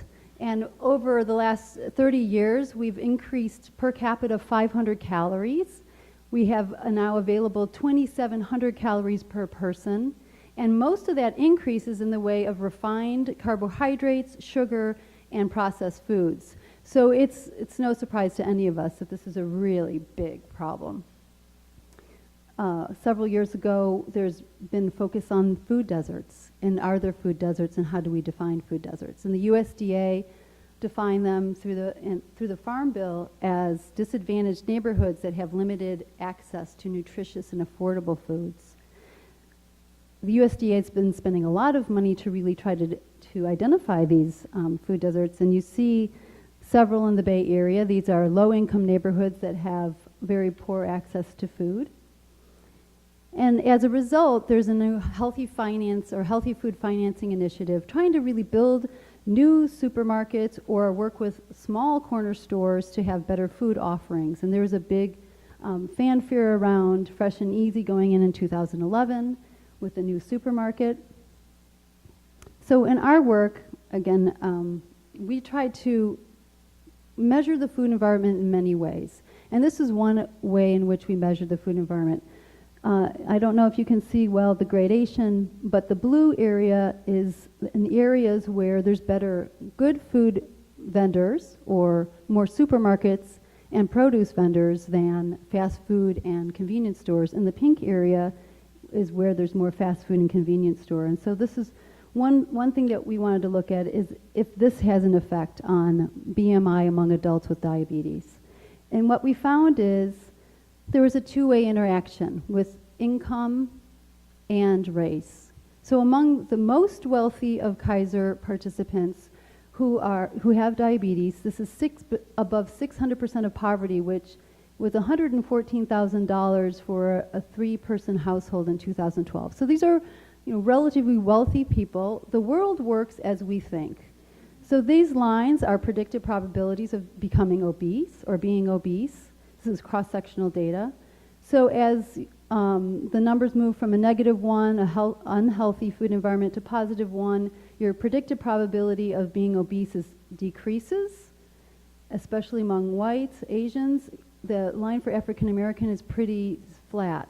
So again, the world kind of works as we think. If we have a better food environment, it might be beneficial with regard to obesity. Among the poorest, so these are individuals below 100% of poverty, the lines are pretty flat. In fact, there's somewhat of a upward trend. So the better the food environment, there's a slight increase odds in obesity, and this is significant among African Americans. So this is very perplexing to us. Better food environment, more obesity. Perhaps if you build it, they might come, but they might not be able to take advantage. It depends on price, it depends on how much community buy-in, it depends possibly on lots of things. So we also looked at change in the food environment and change in BMI over a 4-year period, and we found a significant decrease in 0.09 BMI, but only among those who didn't move their households. So those who stayed in the same house for 4 years, if they gained a supermarket, on average there is a decrease in 0.09 BMI. This is equivalent to one supermarket equals, on average, a decrease in 1 pound. So huge public health intervention. This may or may not translate to a health impact. We're not sure. So we're concluding that what is the empirical evidence telling us? That there's inconsistent association between the food environment and diet and BMI in cross-sectional studies. There's very few longitudinal studies. Ours is one of very few, and the results have been modest to null for this association between the food environment, diet, and BMI. So we're hopeful about quasi-experimental approaches, looking at natural experiments and paying more attention to specific examples, although they're promising they may not yield this compelling evidence that we so want. So we really want to consider any of this in a larger, broader context. It's not, we started wanting to tease out what is it about neighborhood disadvantage, and I think we really have to think about the food environment within that context, the broader context. And I'm going to hand it right back to Mahasin for one moment. So just to conclude, I think we're in an exciting position right now where there are a number of challenges in front of us, but also a number of opportunities as well. I think no matter what, data can be a powerful tool, but when we're thinking about sort of what kind of evidence base we need to think about the kinds of solutions that we want to implement to address health disparities, we have to really be careful when we think about the evidence base. So there was strong, compelling evidence across many different kinds of studies about neighborhood disadvantage and the role of neighborhood disadvantage in shaping health outcomes. But then when we tried to tease it apart and think more methodologically and get longitudinal data and address measurement and sampling and all these other kinds of things that epidemiologists like to think about, we started to get all over the place in terms of our findings, and it's less compelling. The idea was to be able to come up with specific features to target as policy interventions, but we may be losing some of the ways in which this differential structuring of opportunity and resources across place is not easy to tease apart. And so really trying to think about the ways in which we move forward to use data and whether or not the data might get in the way in some instances in terms of thinking about the appropriate solutions moving forward. And then I think it's also an opportunity because there is a lot of work in thinking about these kinds of multi-level, multi-pronged interventions. We have seen that what seems to be effective is doing some of everything, multiple points in time, multiple levels, emphasizing community even more than we've been doing so far. And I think the kinds of evaluation on those efforts requires data, and this is an example of one resource that it would require to actually have that kind of evaluation. So no matter what, I think it's really important to think about making the default choice healthy. It's an emphasis right now on healthy people and other kinds of initiatives. So continuing to do that, even if the data doesn't suggest that we'll see the kinds of health impacts that we want based on our very narrow empirical models. Let's just start there and then think more creatively about how we move forward in the future. Thank you.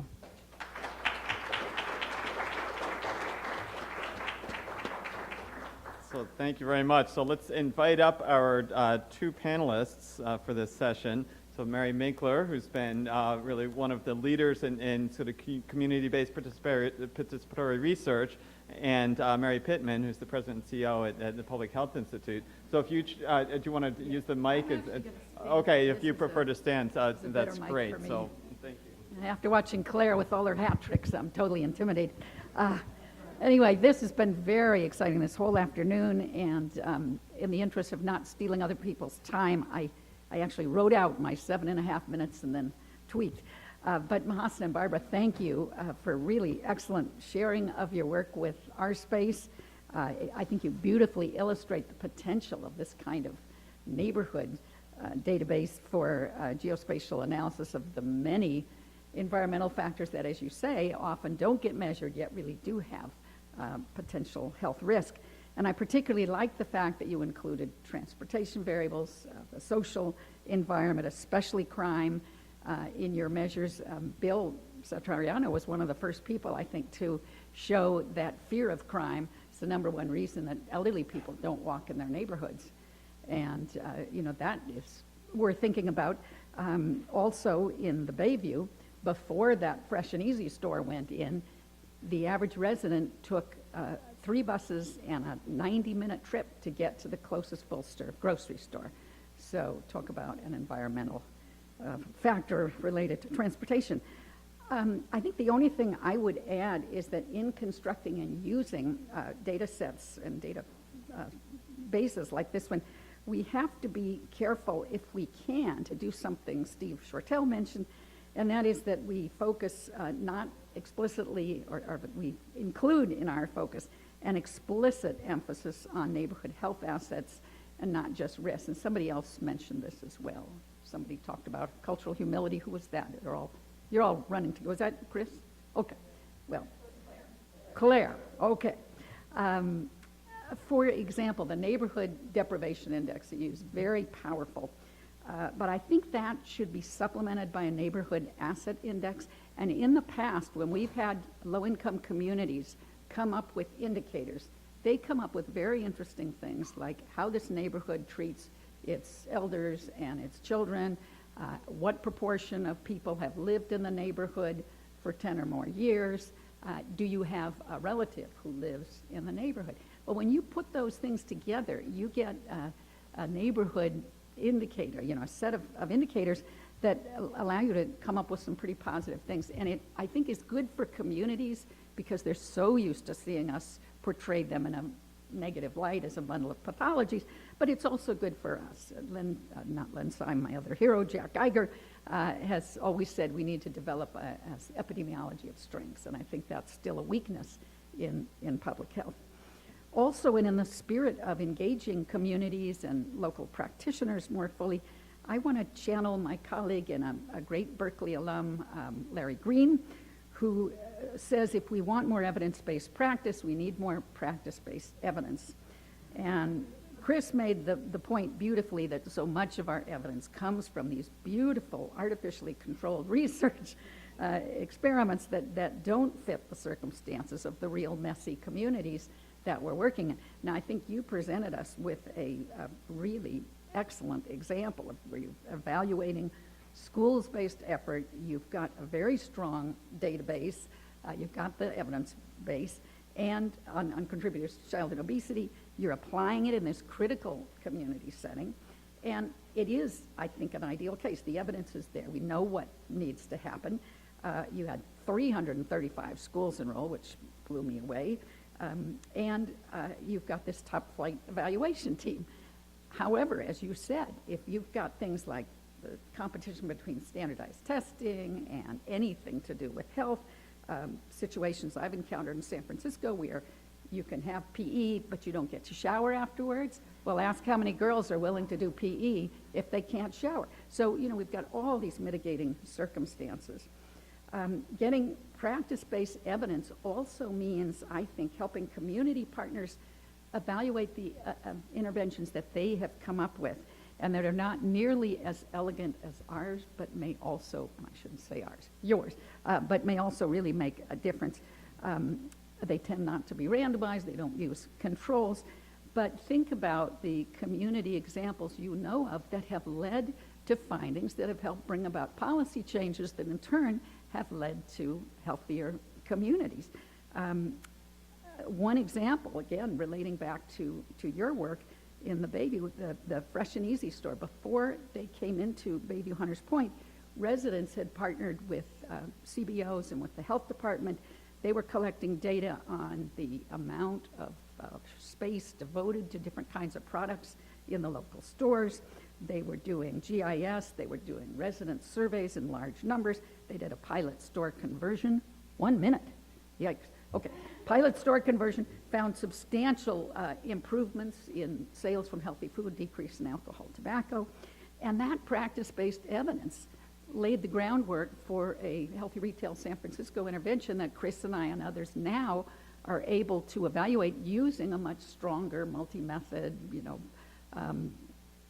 more rigorous study of healthy retail as a strategy for improving healthy food access and reducing tobacco. And my point is, without that earlier practice-based evidence, the program we're evaluating wouldn't exist. So let me just end with one other area of deep concern to our local communities, and I think everybody in this room, and I thank Mahasin for her powerful show earlier. Most of you, I think, know the study by Hedwig Lee that showed recently 1 in 6 African-American men aged 25 to 54 are basically disappeared from their communities. They're either have died or they're incarcerated. Lee's data talked about the skewed male-female ratio in Ferguson, 60 African-American men in that age group to every 100 women. The high child poverty rates, all the other factors that relate in some way to this missing generation of black men. But local communities have ideas for policy changes, some of which, like Ban the Box, they've already been able to get implemented. They have ideas for reconnecting African-American men to their families and communities.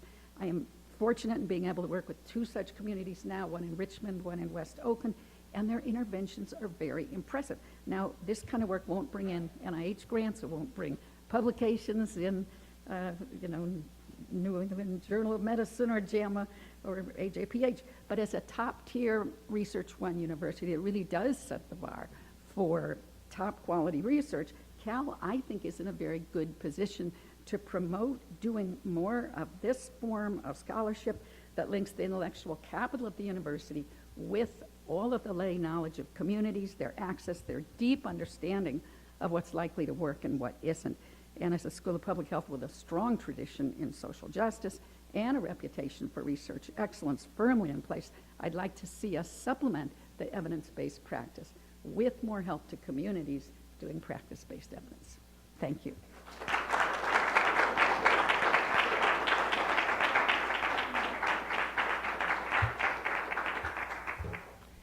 Thank you very much, and it's always a pleasure to come back to Berkeley as an alum. I'm thrilled to be here to join you today.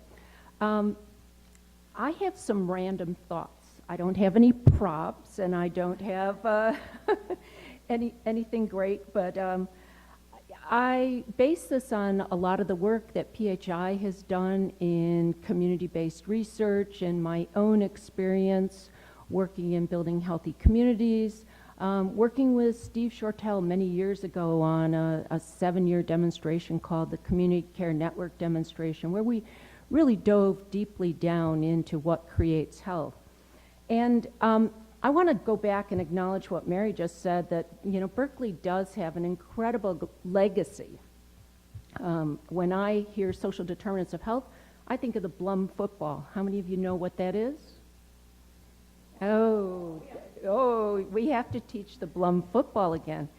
Henrik Blum, one of my mentors, talked about the social determinants of health, and the football was made up of the different quadrants of the social determinants of health, and even before we had the very famous McGinnis and Fagey report, there was the, I'm blanking on the guy from Canada, who was the kind of the precursor of that work. But we have an incredible history here at Berkeley of looking deeply at community health, what creates health. So just to point out, Henrik, Len Duell, Shelley Margan, Len Syme, and Mary Minkler. I mean, you cannot talk about community-based research without people talking about, they call you the grandmother now, Mary. Used to be the mother. Once you have a grandchild, that happens. But it's also exciting to see all of the new faculty that are taking up that cause with examples of some of the research here today, Chris and many others. We have to recognize the complexity of this community-based research. And I say community-based, and community-based research does not necessarily equate with community engaged and community participatory research. And so we have to be really careful when we talk about doing community-based research, that we're not talking about just going in, doing research on a community without engaging community. That's what has created, I think, a history of not wanting academics to come in and work in community, because they went in historically sometimes, did their research, and didn't really leave anything behind. I think you're very much changing that model here at Berkeley, and very much, I think, are on the forefront of that work. But this complex work really requires multi-sectoral, multidisciplinary engagement of academics. So it's very hard to have, one type of researcher really be able to capture the complexity of the issues that we're grappling with. So I think before, when I was recognizing the legacy that Berkeley has, I almost forgot, Wendell Bruner and many of the public health leaders in California, particularly in the Bay Area, have been very progressive and very engaged with the university in helping define not only the community problems, but also how to work in community with community humility. And they worked together and created something called Barhai, which, Wendell, I'm assuming you'll mention a little bit later, where they began to focus on health equity as part of every research question when you're going in and looking at how do you create health and what's the public health role. Claire made an important point that we need cultural humility when researching community, and several people have also mentioned GIS mapping, which I think is really important because it allows community to visually see the issues that historically were published in hard to access papers with dense text and maybe charts and graphs, when you map it, everybody sees what the issue is that you're talking about. So I think that new methodology has really opened up our ability to do community work in a much more accessible manner. A couple of people have mentioned translational research, and I can't overemphasize how important that is, that taking the research and, as Mary said, looking at how you create practice-based evidence and evidence-based practice. Some of the examples that we've heard today, I think, are very indicative of that research. And there will be new methods that will be emerging as a result of that. And I think big data, you've got a whole team that has been hired at Berkeley to come up with some new methods. But I don't think we can continue to think that looking at secondary big data sources will substitute for being in community, creating relationships, understanding the nuances that you can't see from the data itself. So how do we acknowledge our biases? This is an important question. I don't have the answer, but I think when we go into community to do research, it's really important to have a methodology to challenge yourself and your colleagues in terms of what biases are we bringing into this research, and how do we get over that, and how do we make sure that we are accommodating for that in our research. Just a couple other really quick thoughts. Policy trumps all. So when you want to see change happen, you really need to move up into the policy arena.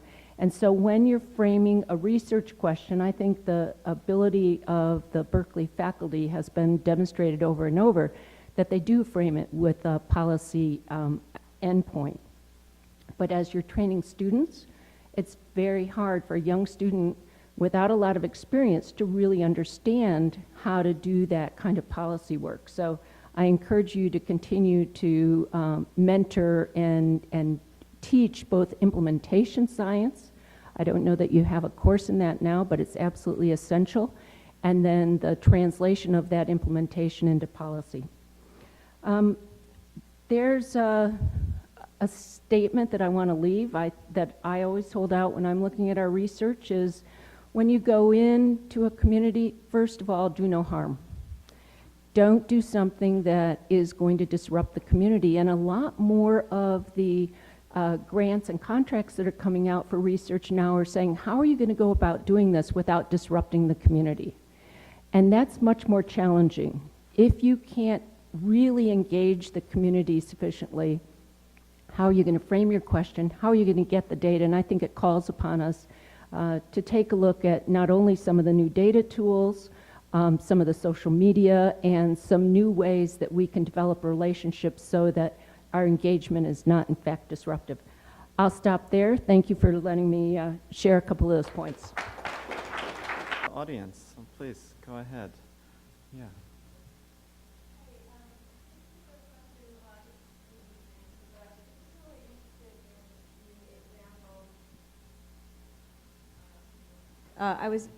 My name is Holly Scheider, by the way. I'm an alumni of the school here and know some of you. I was interested in the example that you showed of communities where there had been previously not a lot of access to fresh foods, and then there was access to healthy foods, but it didn't necessarily show up in the kind of outcomes. And I wondered if you looked at things like marketing and I hate to say cultural norms, because I think a lot of those cultural norms are created by the marketing, but sort of the influence of McDonald's and Coke and so on in shaping people's preferences and how that relates to food choices. Yeah, we really looked at the one metric of how much good to bad and the proximity to their home.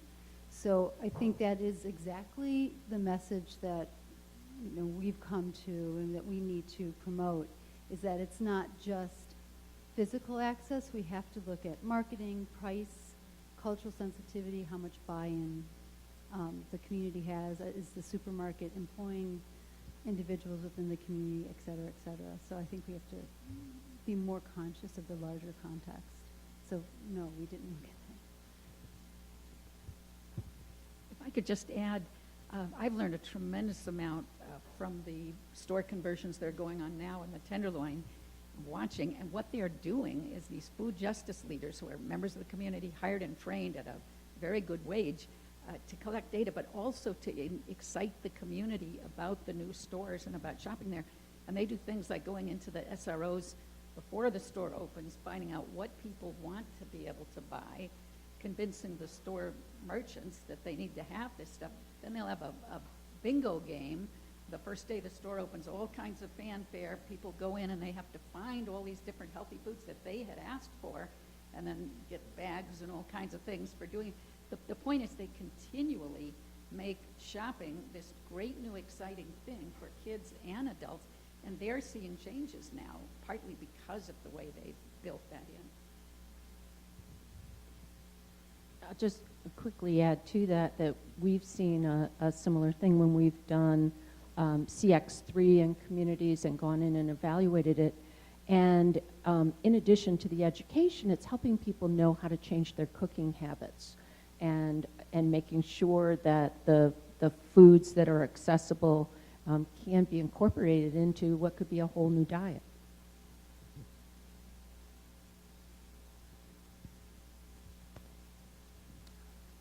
Hi, I'm Brian Donahue, 15 years on the campus. I ran the business contracts office, and currently represent a collaboration with names like Richard Scheffler and Linda Newhouser and Carmen, Public Health, Kaiser, John Madsen, to attempt to create a national standard of community health metrics.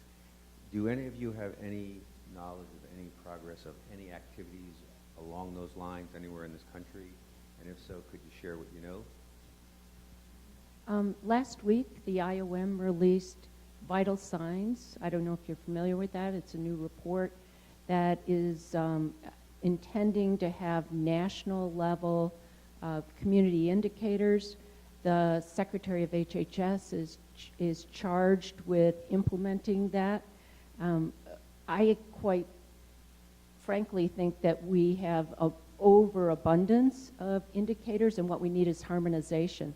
This IOM report is attempting to do that, and they did a crosswalk with a number of different indicator sets.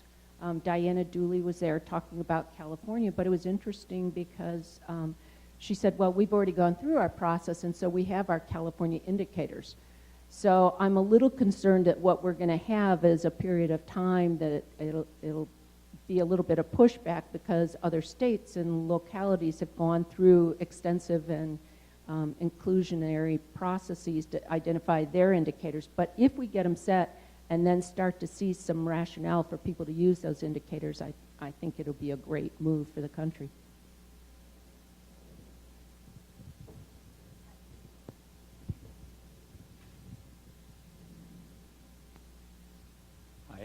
My name is Paul Yusefi. I'm a PhD student here in environmental health sciences. A really interesting set of presentations we had here. I'm really interested to know, sort of get the feedback of the panel on your thoughts about the fact that a lot of the communities we're talking about here, the sort of distribution of wealth is changing in those communities, and in the next 10 years, the disadvantaged communities we're talking about are going to have there's going to be a very different landscape in them, like West Oakland and Bayview, Hunters Point, and sort of how does the research and intervention agenda change to accommodate like really a groundswell of change in the distribution of poverty in the Bay Area?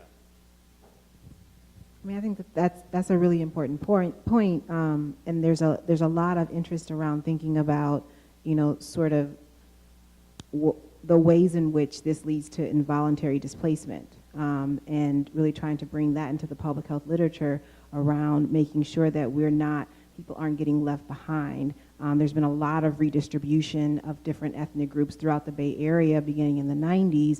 There was a lot of out-migration from San Francisco, et cetera. And so we also need to think about the ways in which we follow people to these different communities and not sort of only have a place-based focus when we know that the demographics of places are also changing.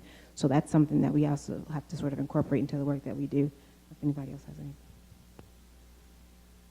Okay, one last question here. Yeah, I think this has been a fascinating presentation, and I think this whole information that you present is very, very important. Everybody talks about, place matters and health happens here, and it's all very, kind of blah, blah, but how do you get down to what part of the place matters, what can you do about it? And we're dealing with this in Contra Costa. Demographic changes in the last 20 years. Antioch has turned from a city that was 3/4 white to a city that's 2/3 people of color. The whole economic situation has changed, the whole health outcomes have changed, and how do we address those kinds of issues in a city like that, particularly in the context of the politics, where the city elders of Antioch haven't quite recovered from what's happened to them?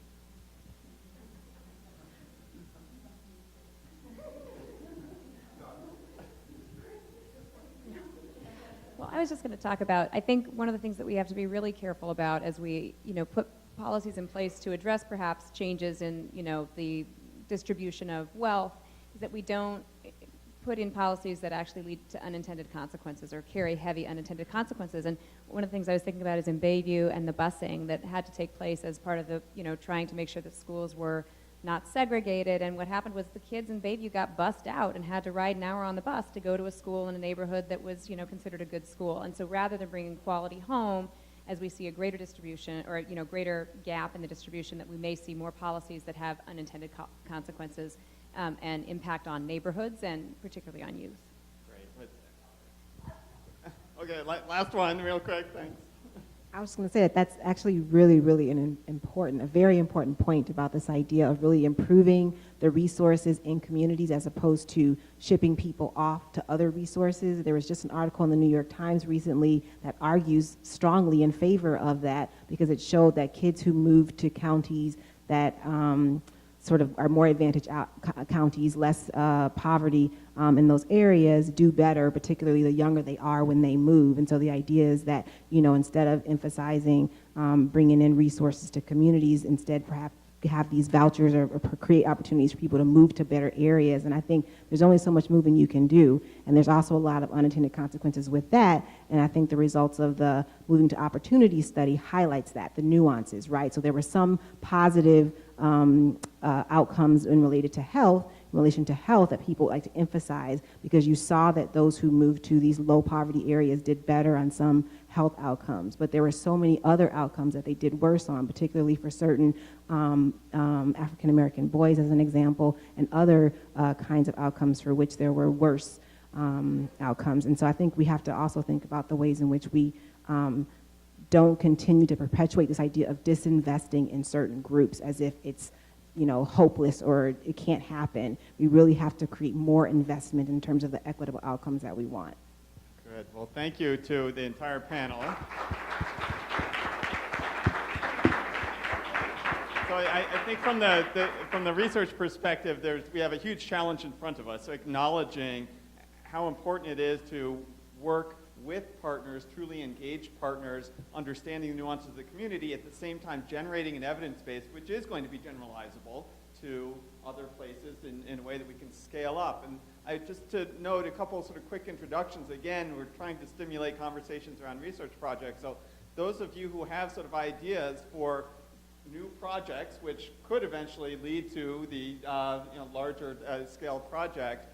So Leora Lawton is here from the Berkeley Population Center, Executive Director. They're pilot grants. You can see her.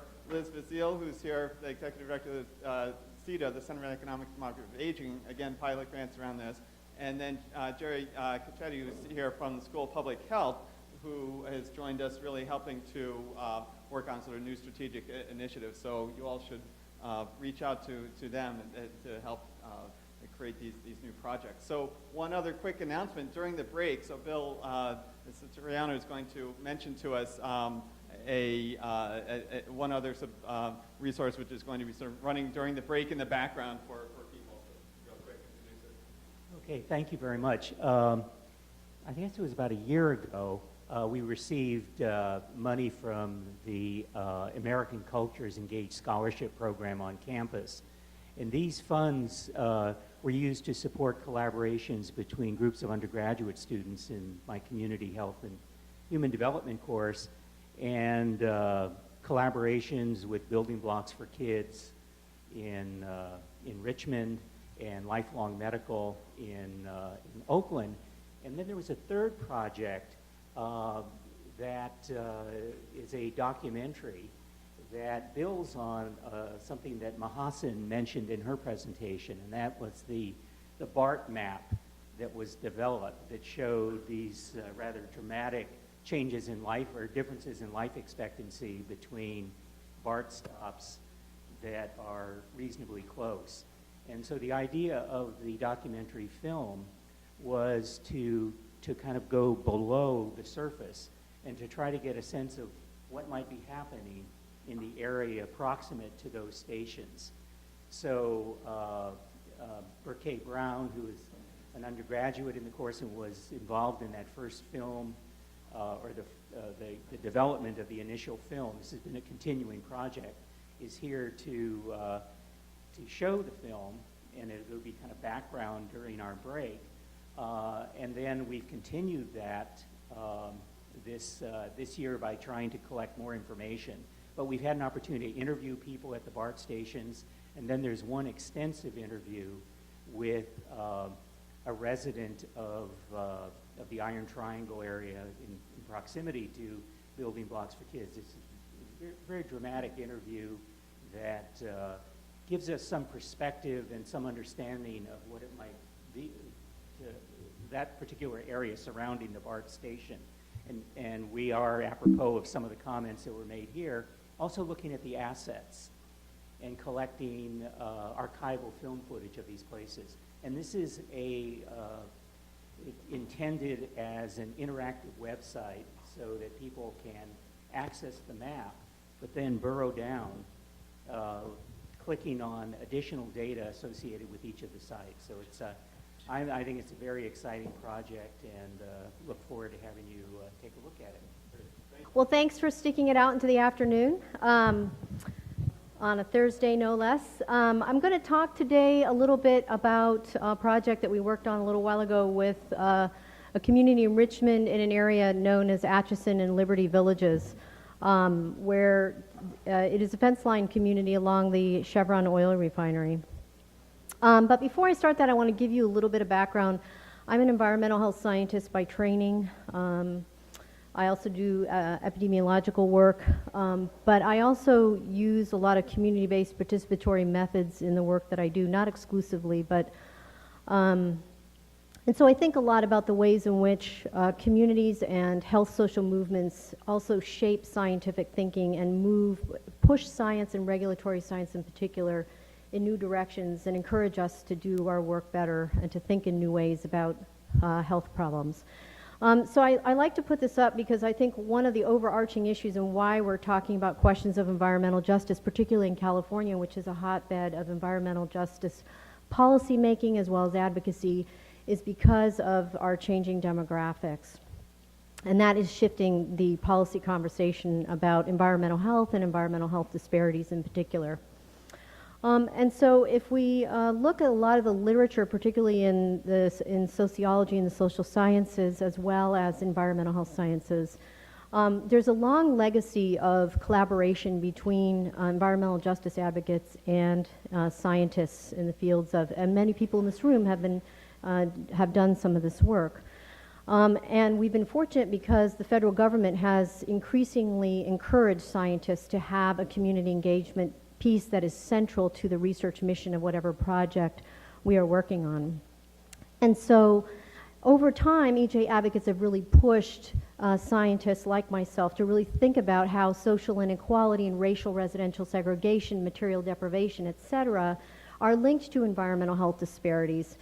How do we move away from a chemical by chemical approach to our thinking about how the environment impacts health, to really thinking about multiple hazards where people live, work, play, et cetera? And then how do we think about the ways in which exposures to chronic stressors and material deprivation can enhance community and individual susceptibility to the toxic effects of environmental pollutants? So a lot of people have been writing about this question. The other issue that EJ advocates raise is the fact that in the regulatory community, We are functioning in a situation of what some of us like to call toxic ignorance, that we have a proliferation of chemicals registered for commercial use, many of which are what we define as high production volume chemicals used in over 1 million pounds per year, that have not been adequately tested for a lot of key health outcomes, whether we're talking about developmental outcomes, whether or not they potentially cause cancer, adverse reproductive effects, etc. And yet, the regulatory standpoint generally tends to be that if there's no data, there's no problem, when in fact no data just means no data.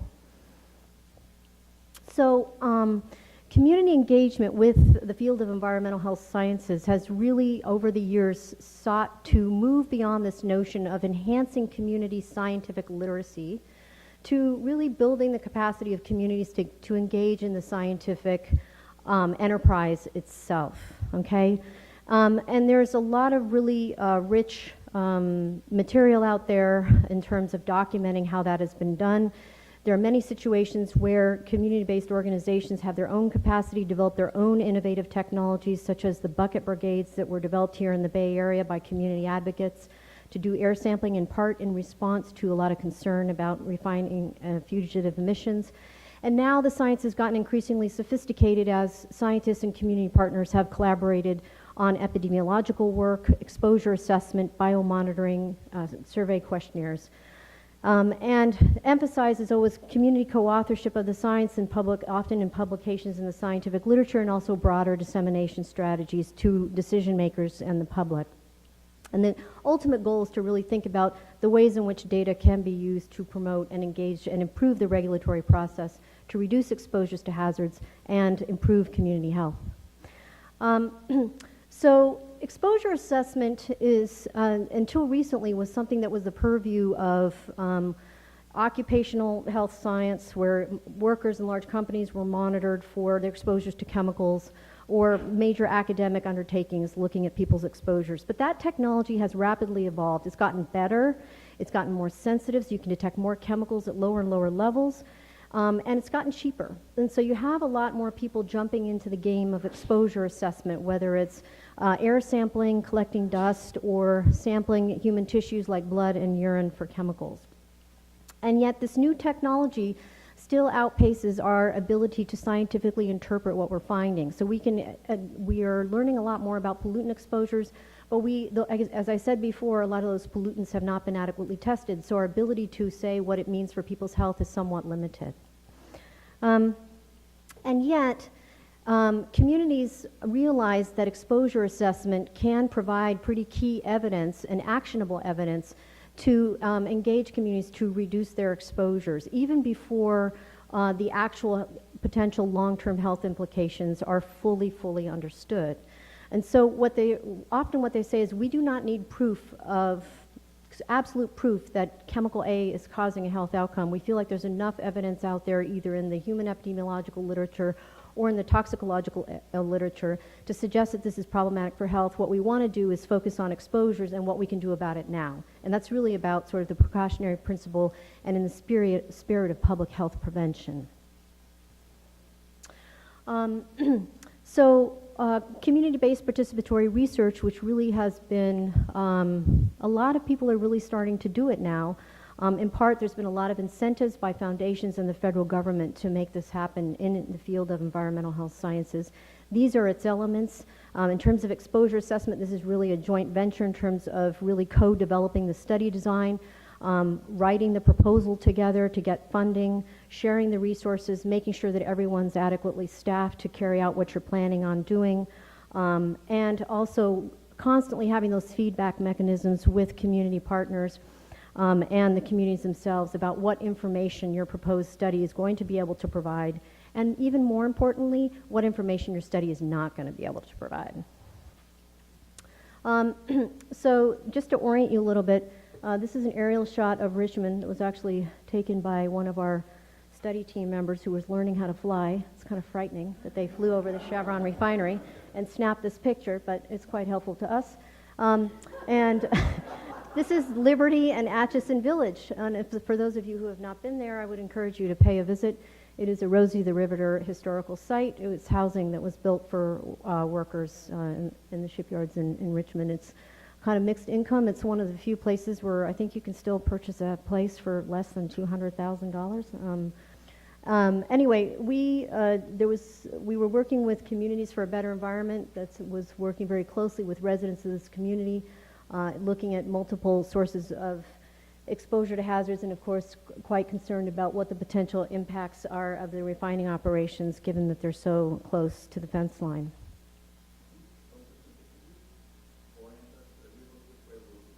So here's the refinery, okay, and this is the freeway corridor here and the rail yard, and then here is Liberty and Atchison Village. This is the interstate that's going up. If you're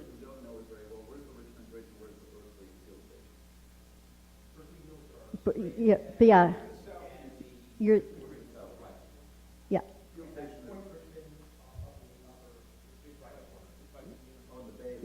Yeah, here's the port, okay? And the bay is right up here. Everybody oriented? All right, sorry about that. Going too quick. I'm trying to be cognizant of time. And of course, we've had some major incidents around the refinery, but we didn't seek to examine whether the extent to which these types of incidents impact air quality and people's exposures. That's very hard to do because these incidents you can never predict when they're going to happen. So the idea was to develop a study, a pilot study, where we could sample 50 homes in Richmond using air sampling as well as dust sampling. And we decided to have a comparison community in Bolinas, California. How many people here know where Bolinas is? Okay. As you all know, it's very hard to get to because they've taken down all the signs, so you can't get there.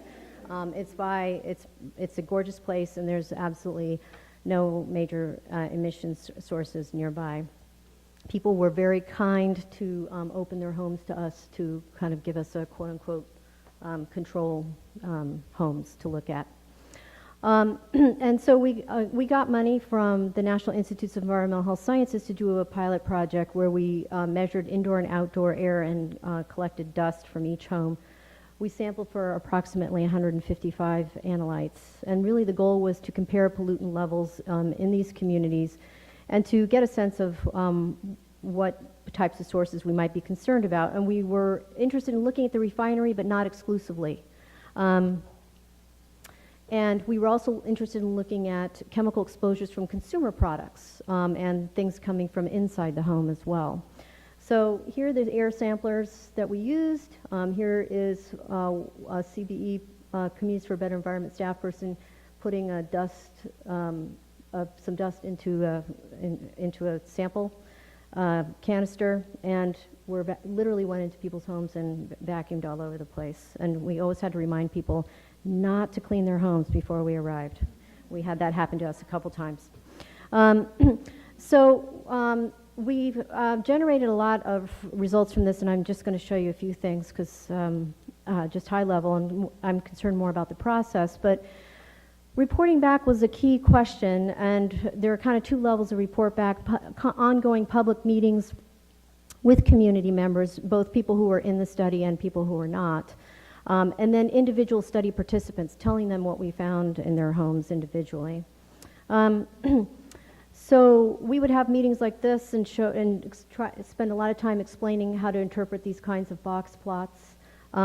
People were sent packets before we actually had meetings, and then people were brought packets to the meetings, and we spent a lot of time going through them to try and explain what the aggregate results showed.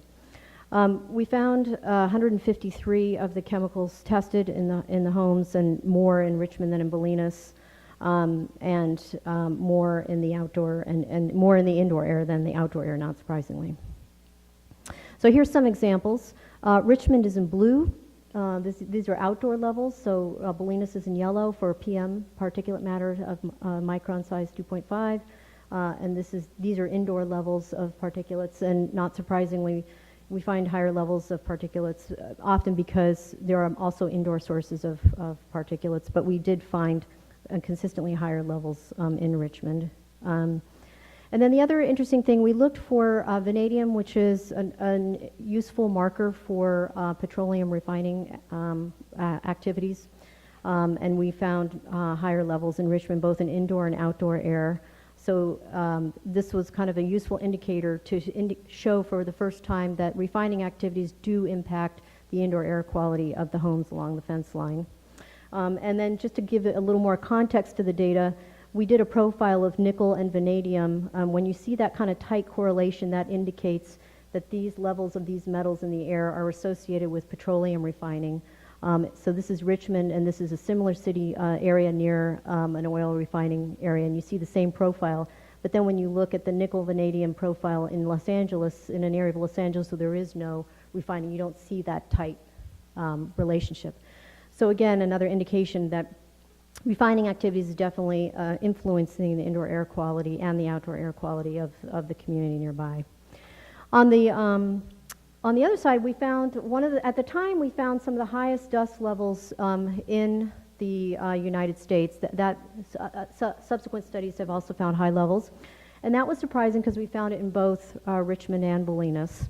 And then we did some follow-up analysis using NHANES data and found that blood levels in Californians were much higher than in other places. So that dust information that we got from Richmond and Bolinas led us to this study, which then we were able to show that California's furniture flammability standard, in fact, is influencing people's levels of flame retardant in their blood. This was added to a lot of really good evidence that was already out there about high exposures to flame retardants.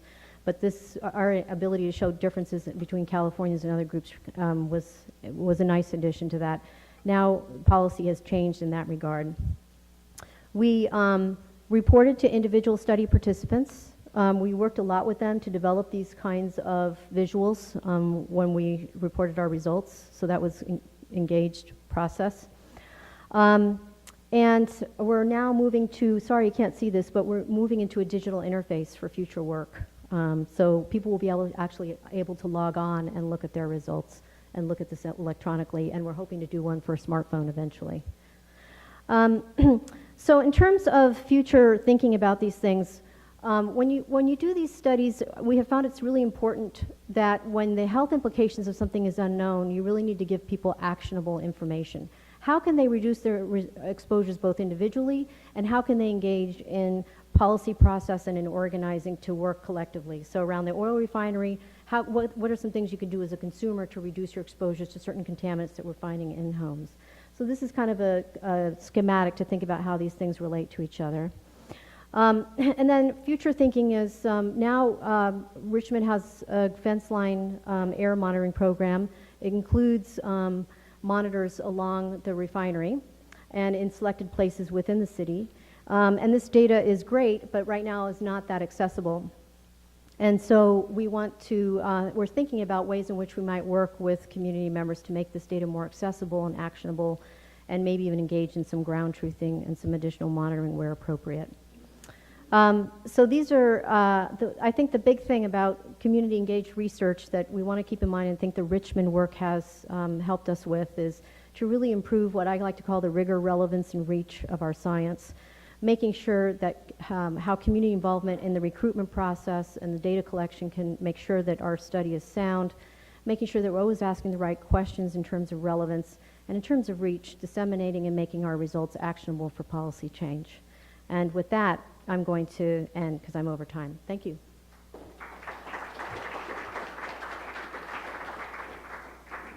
Thank you so much, Rachel. I love that rigor, relevance, and reach.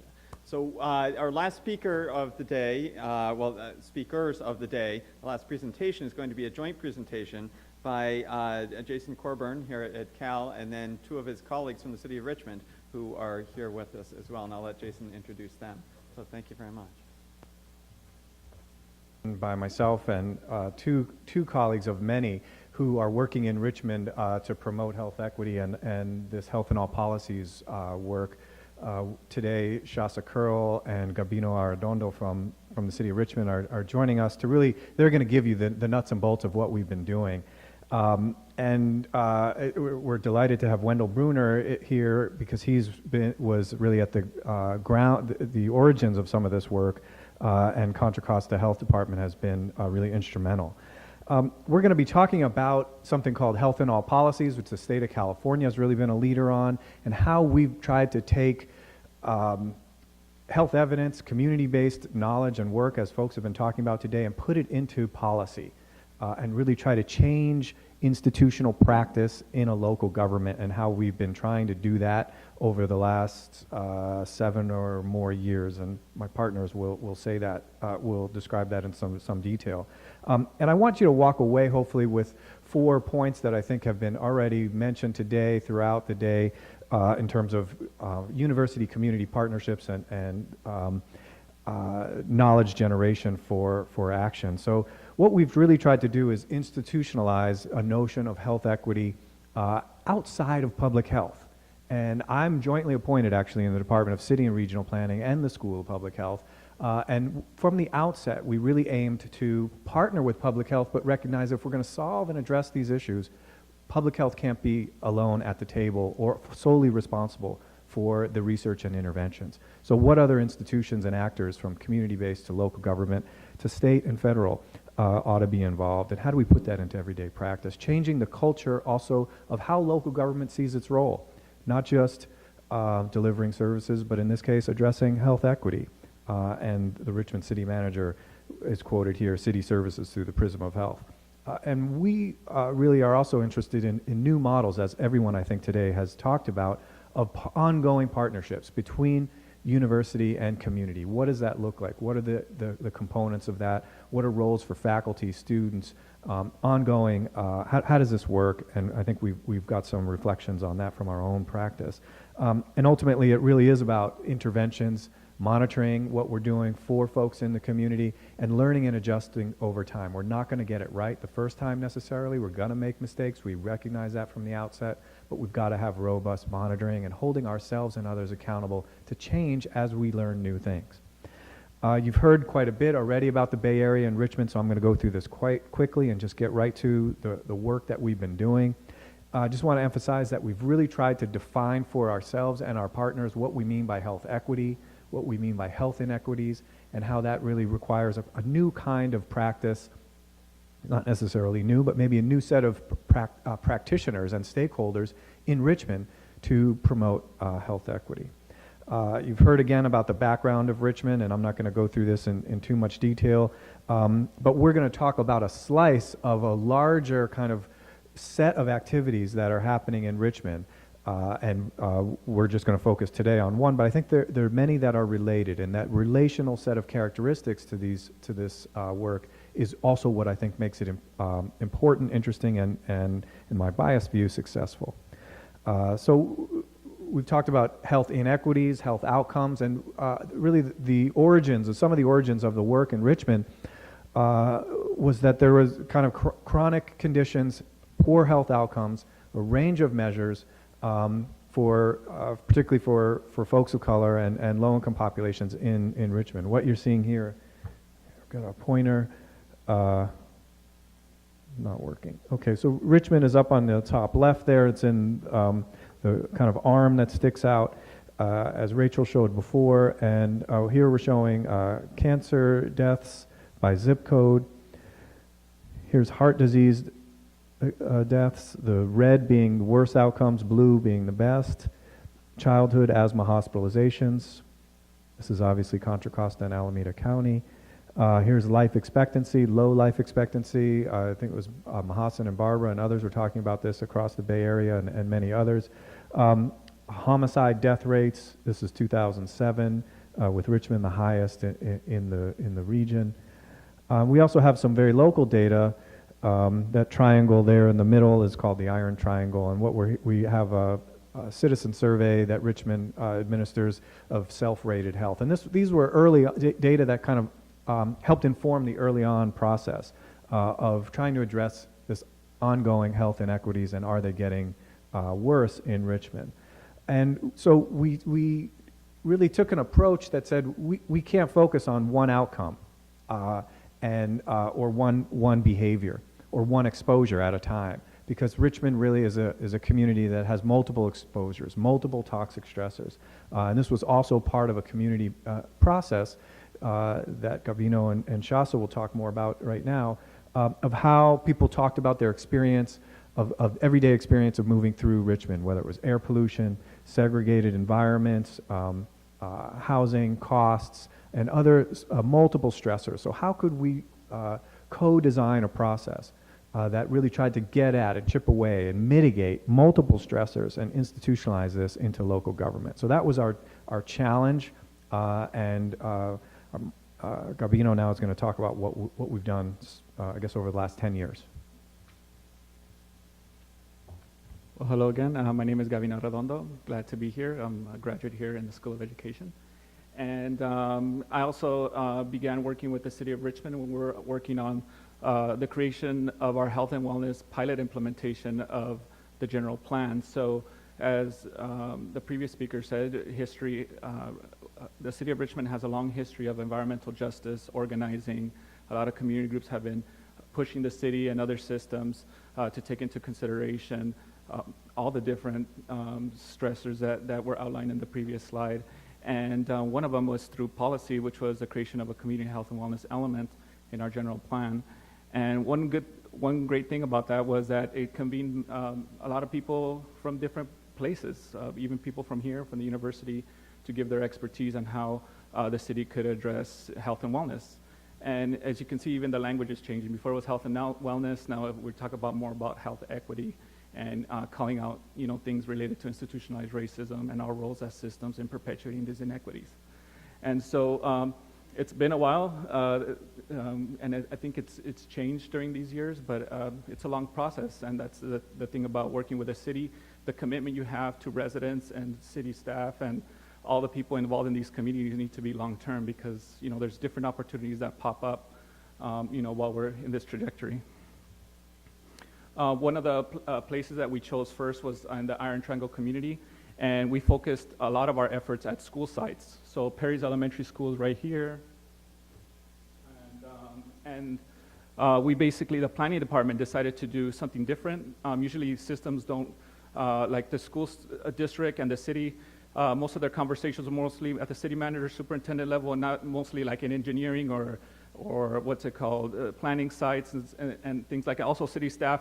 A lot of people didn't go into the schools, and one of our things that we wanted to do was actually be present. So part of our research and part of our getting the priorities of the community was just to hang around. So I would just go different city staff, different weeks, and just try to get trust between the principals, the teachers, and work around this area. And this is something very, very concrete that I could tell city staff, hey, we're going to be working on these blocks, and we're going to be doing interventions around these areas. Also, the health department at that time was working on their Safe Routes to School project, and so we were able to jump on that with their walk audits and different programs that they were doing to be able to get more information related to the interventions we wanted to do. And another way of translating research into action into the community level was the stressors exercise that you saw before, of the skeleton like this with the multiple stressors. We just got that skeleton, and instead of doing a survey or an interview, we just put out the skeletons, and I asked this question, and everybody has an answer. I'm like, are you stressed? And everybody's like, whoa, it's like a confessional, right? Like everybody starts telling me like, oh, I'm stressed because of this or that. And then, kind of push them more. Well, what about if you're undocumented, right? And your rent is insecure? Or what about, if your neighborhood is unsafe and you want to lose weight, but you can't go out, to the park and stuff like that? So the good thing is that we also allow, different languages, and this is another different way we collect data. And another good thing about using these skeletons was that not all the policymakers or not all the city staff could go to all these community meetings that we were going to. So I could actually have a meeting at the city hall and put up all those skeletons and be like, okay, the Rice Center said this school said this, and it actually is a physical representation of community voice in the room.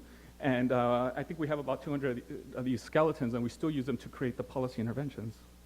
And of course, having residents at the beginning of the process, that's kind of been pretty big. I think they've kind of pushed that on us a lot. And also another big thing is to work on built environment improvements. as you're working on whatever policy. So what's it called? The community needs to see that there's actually a physical change in their neighborhood in order for them to trust you, to participate with you. I think a lot of us in the previous session were saying about distrust between the university, the county health department, or the city, or police. And if we're not showing that as we're developing these policies and having these meetings, and we're not actually having a physical change in their environment, then we're basically just talking again. And now we'll send it back to Shasa.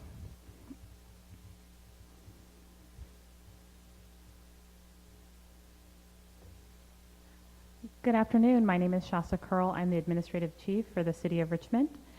One of the things that has been really important with our work with Professor Corburn has been around how do we institutionalize the work that we're doing. Because if one day Gabino and I and Jason go off and do other things, well, how do we ensure that this work continues without us? And although a lot of it has been developed based on trust and based on relationships, we think by codifying the work that we're doing in existing city processes, that's how we ensure that the work lives on. And so what you'll see here is a diagram of how things are getting done in Richmond. What we've done is we've aligned our general plan, our 5-year strategic plan, and then beginning in 2012, fiscal year 2012 to 2013, we began making sure that as we were developing our budget, that we were ensuring that city departments were thinking about health and all policies and prioritizing interventions that would improve health outcomes. And the city department heads actually elected to do this after we invited Professor Corburn almost 5 years ago to come to our senior staff retreat. It's something we do on an annual basis.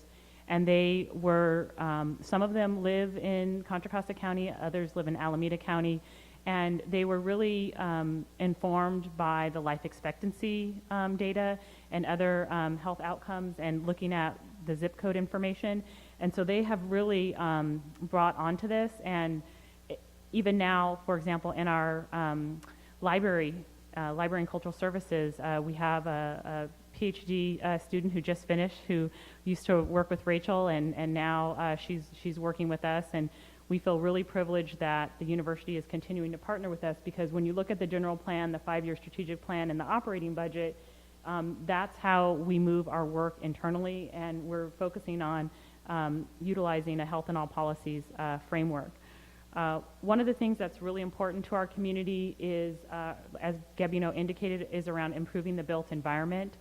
So as we're primarily obviously working on the social determinants of health, we've found that using a health and all policies framework has enabled us to maximize a lot of grant opportunities, especially around SB 535 is where we're looking at in the future.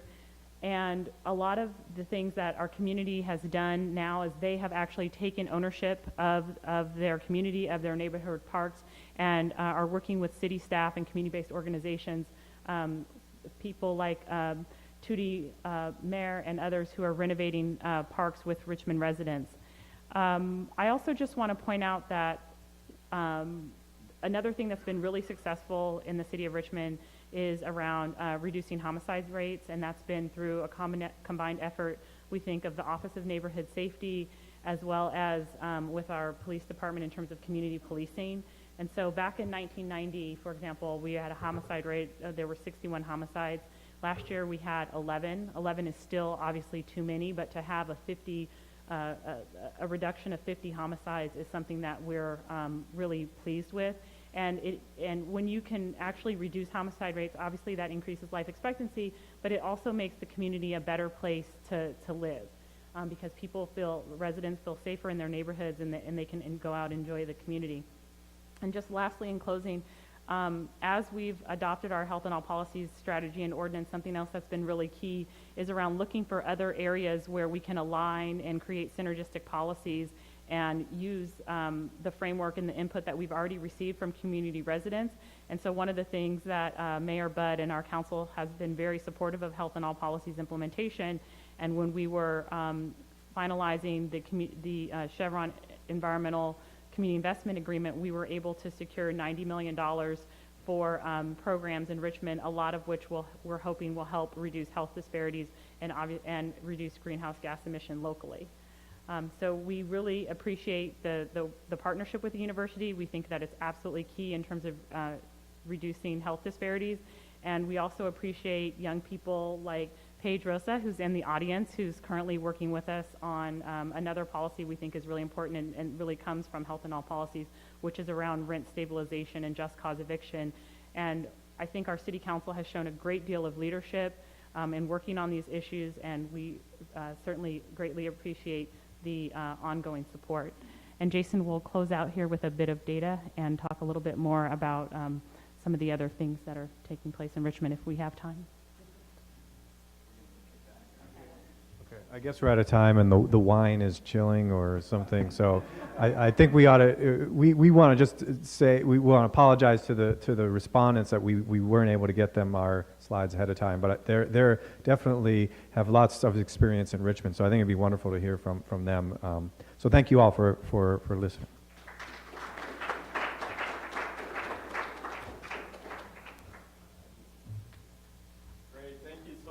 So our two panelists are sort of Wendell Brunner, who's the Director of Public Health for Contra Costa County and Contra Costa Health Services, and then Ruben Lizardo, who works at UC Berkeley Office of the Chancellor as the Director for Local and Community Government and Community Relations. So please, let's give you some.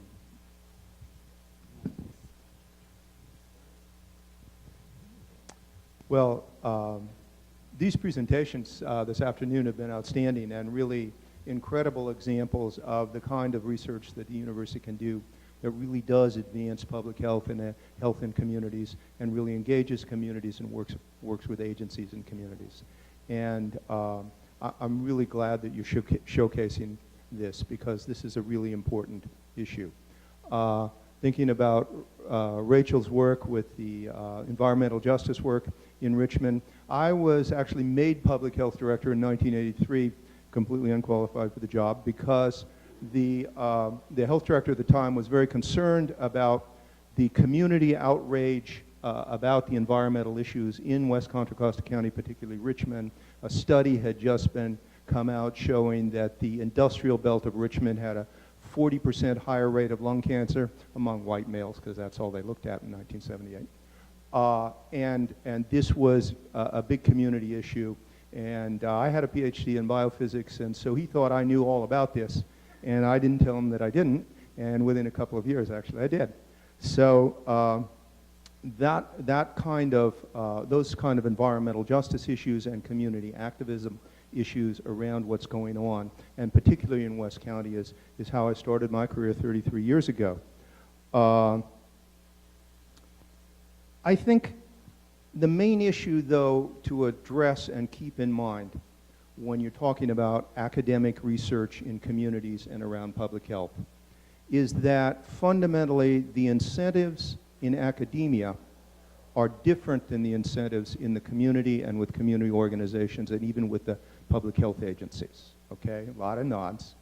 The incentives in academia is to do research, publish it in peer-reviewed journals, give presentations and conferences 3,000 miles away, or better yet, on another continent.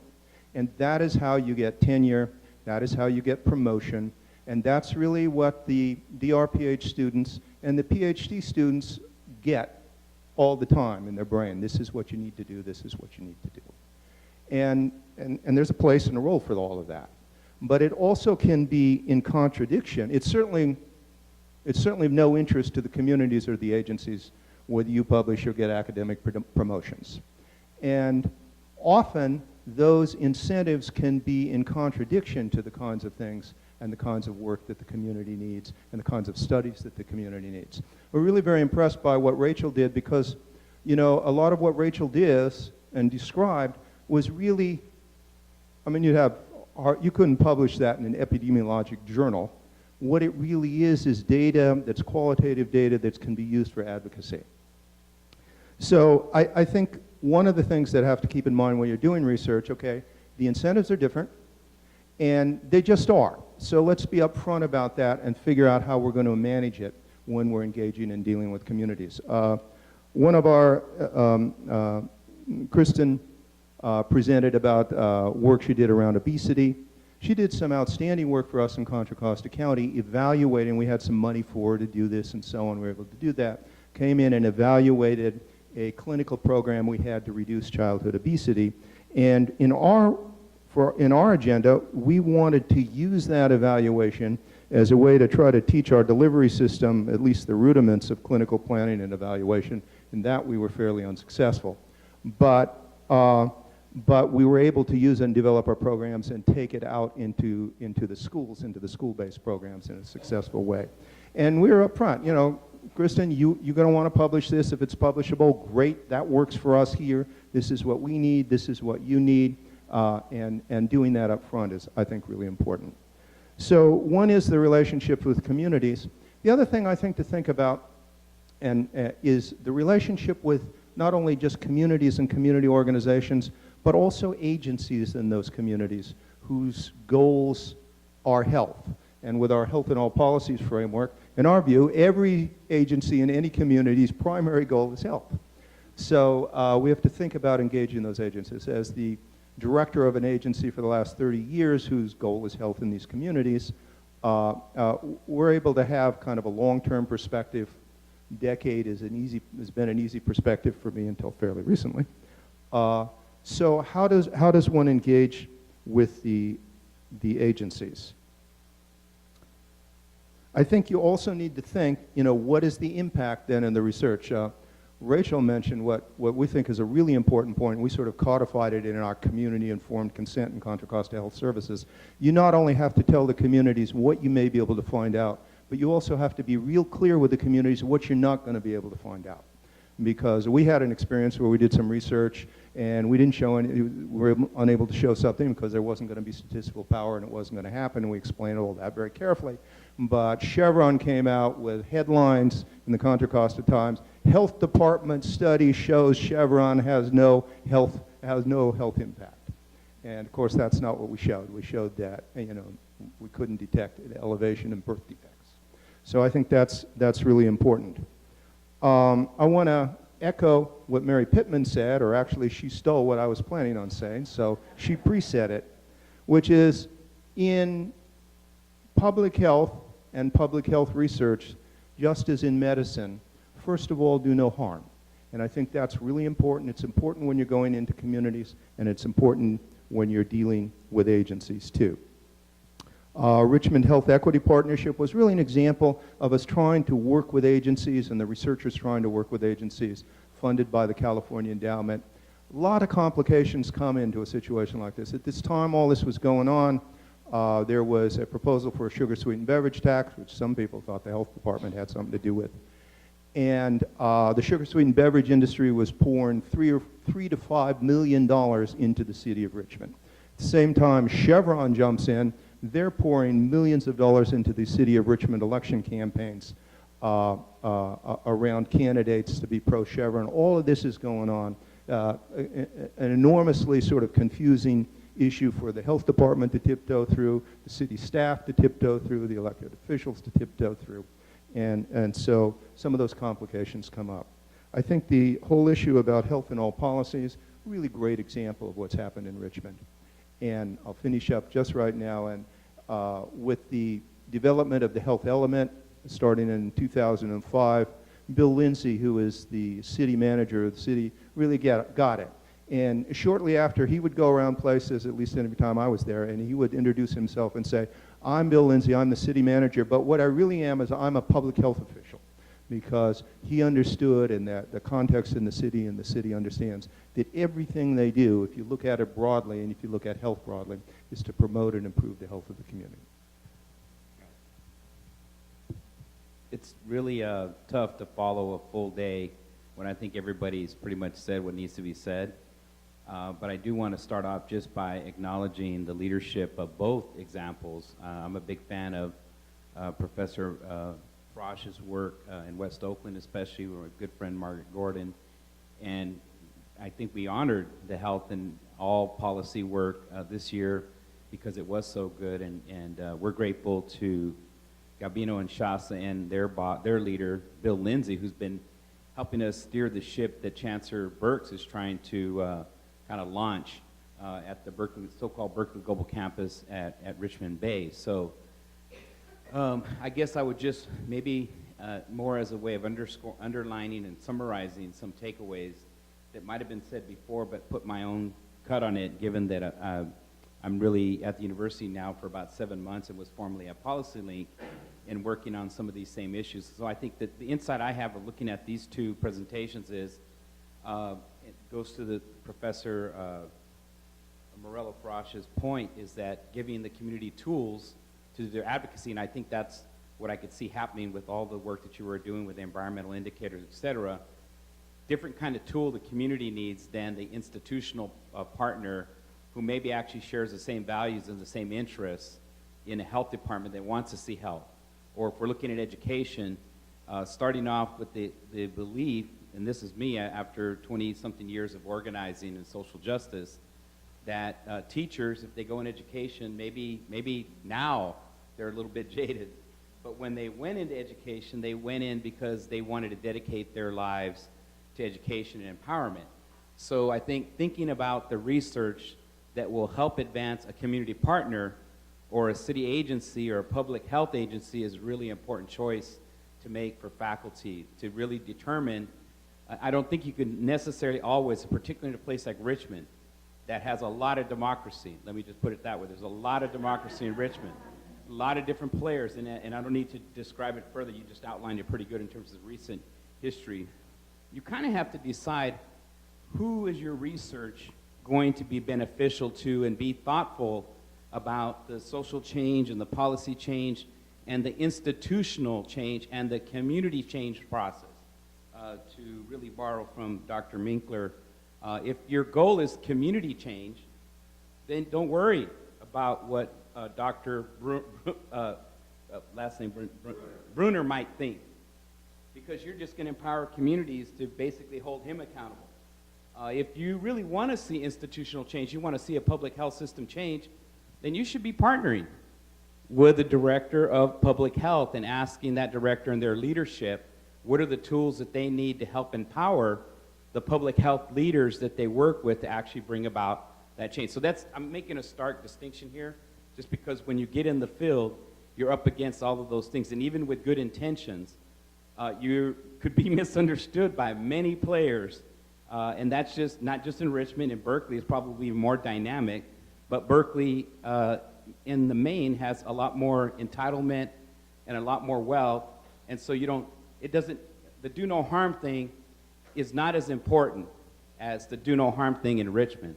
Because I would agree with community folks, even in the meetings I sit in, where people have a distrust of the chancellor's intent, that people's distrust and their anger is justified. And so whatever we bring to the table as researchers, and I guess the last couple things are just specifics, I do think that there's a difference between faculty carried out research and student research. So determining how much of the research gets the faculty members' time and how much are the students, the mentee in it, I think it's another thing, because once it gets a UC brand on it, even if it was a student paper, it seems to carry a weight that may or may not be worthy of the actual advice that's given. Not that students can't do great research, of course they can. So that's the other thing I would say is faculty research, student research, two different things, and I think the community deserves our best. So that means the faculty's time on the research and the partnership and everything that happens. And I guess I would say, I think I actually said the other part already, but I'll just say the last thing. I think Richmond is a very good place to work, and I think the recent elections has stabilized the policymaking environment, though I'm sure the mayor would feel that he has a tenuous majority, but fortunately, and goes again, I'll just end by saying that we're very fortunate to have Bill Lindsay and his steady hand at the helm of the city and all the different leaders he has. And I think forging a relationship somehow of trust in all of these dynamics is the key. If anybody from the School of Public Health or City and Regional Planning wants to work in Richmond in a sustained way and have your work have impact. Thank you so much to both of you and to sort of all of the presenters. We are almost out of time, but if anyone has some sort of burning questions they want to ask publicly, a comment, that's great. And then we do have a hard stop at 4 o'clock. We have to sort of move out. So let's, we can keep our comments concise. That would be great. Thank you. Very concise, but I'm not sure everybody knows. Wendell Bruner is retiring in June after a very long career as, I think, the most progressive. If he doesn't get fired first. When, just a quick school connection, when Lynn Syme had this multi-million-dollar anti-smoking project in Richmond that, as he says, failed miserably because the community could care less about smoking, 2 of our graduate students had the difficult job of going in and trying to engage with the community. Wendell created for them a braided funding stream. I still don't know how he did it. Got tobacco and MCH and nutrition, all this different money mushed together so they could go into the community and say, what do you want? And it changed everything. And community people were hired without civil service exams. He broke every rule in the book and did the best job possible. So thank you. Thank you for that comment. Congrats to Wendell, too. And Wendell, I wanted to pick up on something you said. Lori True and I just got a job here at the school after many years of doing advocacy, trying to create more capacity for direct advocacy with the researchers and the students at the school. And I'm just wondering whether we should just accept this fact that that professors are incentivized just to do research and publish in the peer-reviewed journals. I mean, you know, I don't want to be naive here, but, you know, what if we tried to change that paradigm, and since we have the dean in the room, and he wants to be a disruptor, you know, why can't professors and researchers get incentivized to do more relevant and advocacy-oriented research? Just saying. Do you want to respond, Steph? No. You're on camera. I actually was going to ask a very related question, so I don't mind taking it up. I mean, Wendell, you put an interesting challenge down, and Mary before talked about the difficulty of getting certain kinds of work published in the New England Journal. But as I think Will said at the beginning, radical collaboration is one of the slogans in our new strategic plan. And I think we actually have some opportunities to do that. So one of the areas one thing that's a partial response is that Mary and you both talked about evidence-informed practice and practice-informed evidence. I'd say the same thing needs to apply more to education and practice-informed education and education-informed practice, if you will, that relationship. So the faculty has 2 very important roles in addition to service, which relates to both of them. And one is research and the other is education. And I think that there isn't a professional school on this campus that doesn't recognize the importance of practice and education. I think in public health we haven't recognized that as much as we should. So I think that's going to be one useful response. The other is that radical collaboration with other disciplines. So, you know, an example this week, I've just had a number of discussions with our engineering colleagues. They actually have a long tradition of having academic recognition of what happens in the real world. If they didn't, they wouldn't get jobs. And industrial organization and operations research is just one area of that. And I think that there are a number of other, obviously, practice-oriented schools on this campus, social welfare, education, and others with whom, in addition to Jason's, with whom we can naturally strengthen collaborations to respond to some of these issues. But finally, I'd say, I think that we've underexplored the relationship with some of our letters and sciences colleagues and things like anthropology and sociology, where holding them, if you will, accountable for the applied end of their disciplines and how might that work with us. None of those people publish in the New England Journal, and they're held to very different standards. And some of the work that they do, as we see in our own faculty with people who have joint appointments and things of that sort, can bring a different kind of prioritization. Some of it can be very relevant to the policy debates that we're talking about. So I would say let's give radical collaboration a chance in addressing some of these issues. We're not going to change the importance of the New England Journal tomorrow, but that doesn't mean that we can't find some other ways to be creative. Yes, really quickly, and I want to pick up on everybody that has just spoken, and I want to disagree with everyone. For 15 years, I led the business contracts office for the UC Berkeley campus. One of our biggest clients was the School of Public Health. We did enormous number of contracts for Richard Scheffler and for Linda Newhouser. This subject was not research, gentlemen, and it was not education. It was service to the public. And they're not being used back. Yes, they absolutely were, sir. as long, numerous, in other words, I personally signed 10,000 contracts that brought in $1 billion. So it is real. And I should mention, I had a direct conversation one-on-one with the chancellor 2 nights ago to try to bring him up to speed. Linda Newhouser and I are going to come and visit you about this. We're looking about a whole new paradigm of doing service-based, financial-based, and with public benefit laws, private corporations are looking to invest in this along with the, so we are looking at opportunities galore only if we open up our eyes and look for new paradigms and new cultures. Thank you. No, thank you so much. And a couple more thank yous before we close. So Bill Satariano has helped put together the day today. Liz Vasile was absolutely essential in helping arrange so much. And Nikki Shapiro, who's our new event planner in this school, has been absolutely phenomenal in pulling this all together. So I want to thank all the speakers, participants, everyone who came along today, and we have a reception out in the courtyard now. So thank you so much, everyone.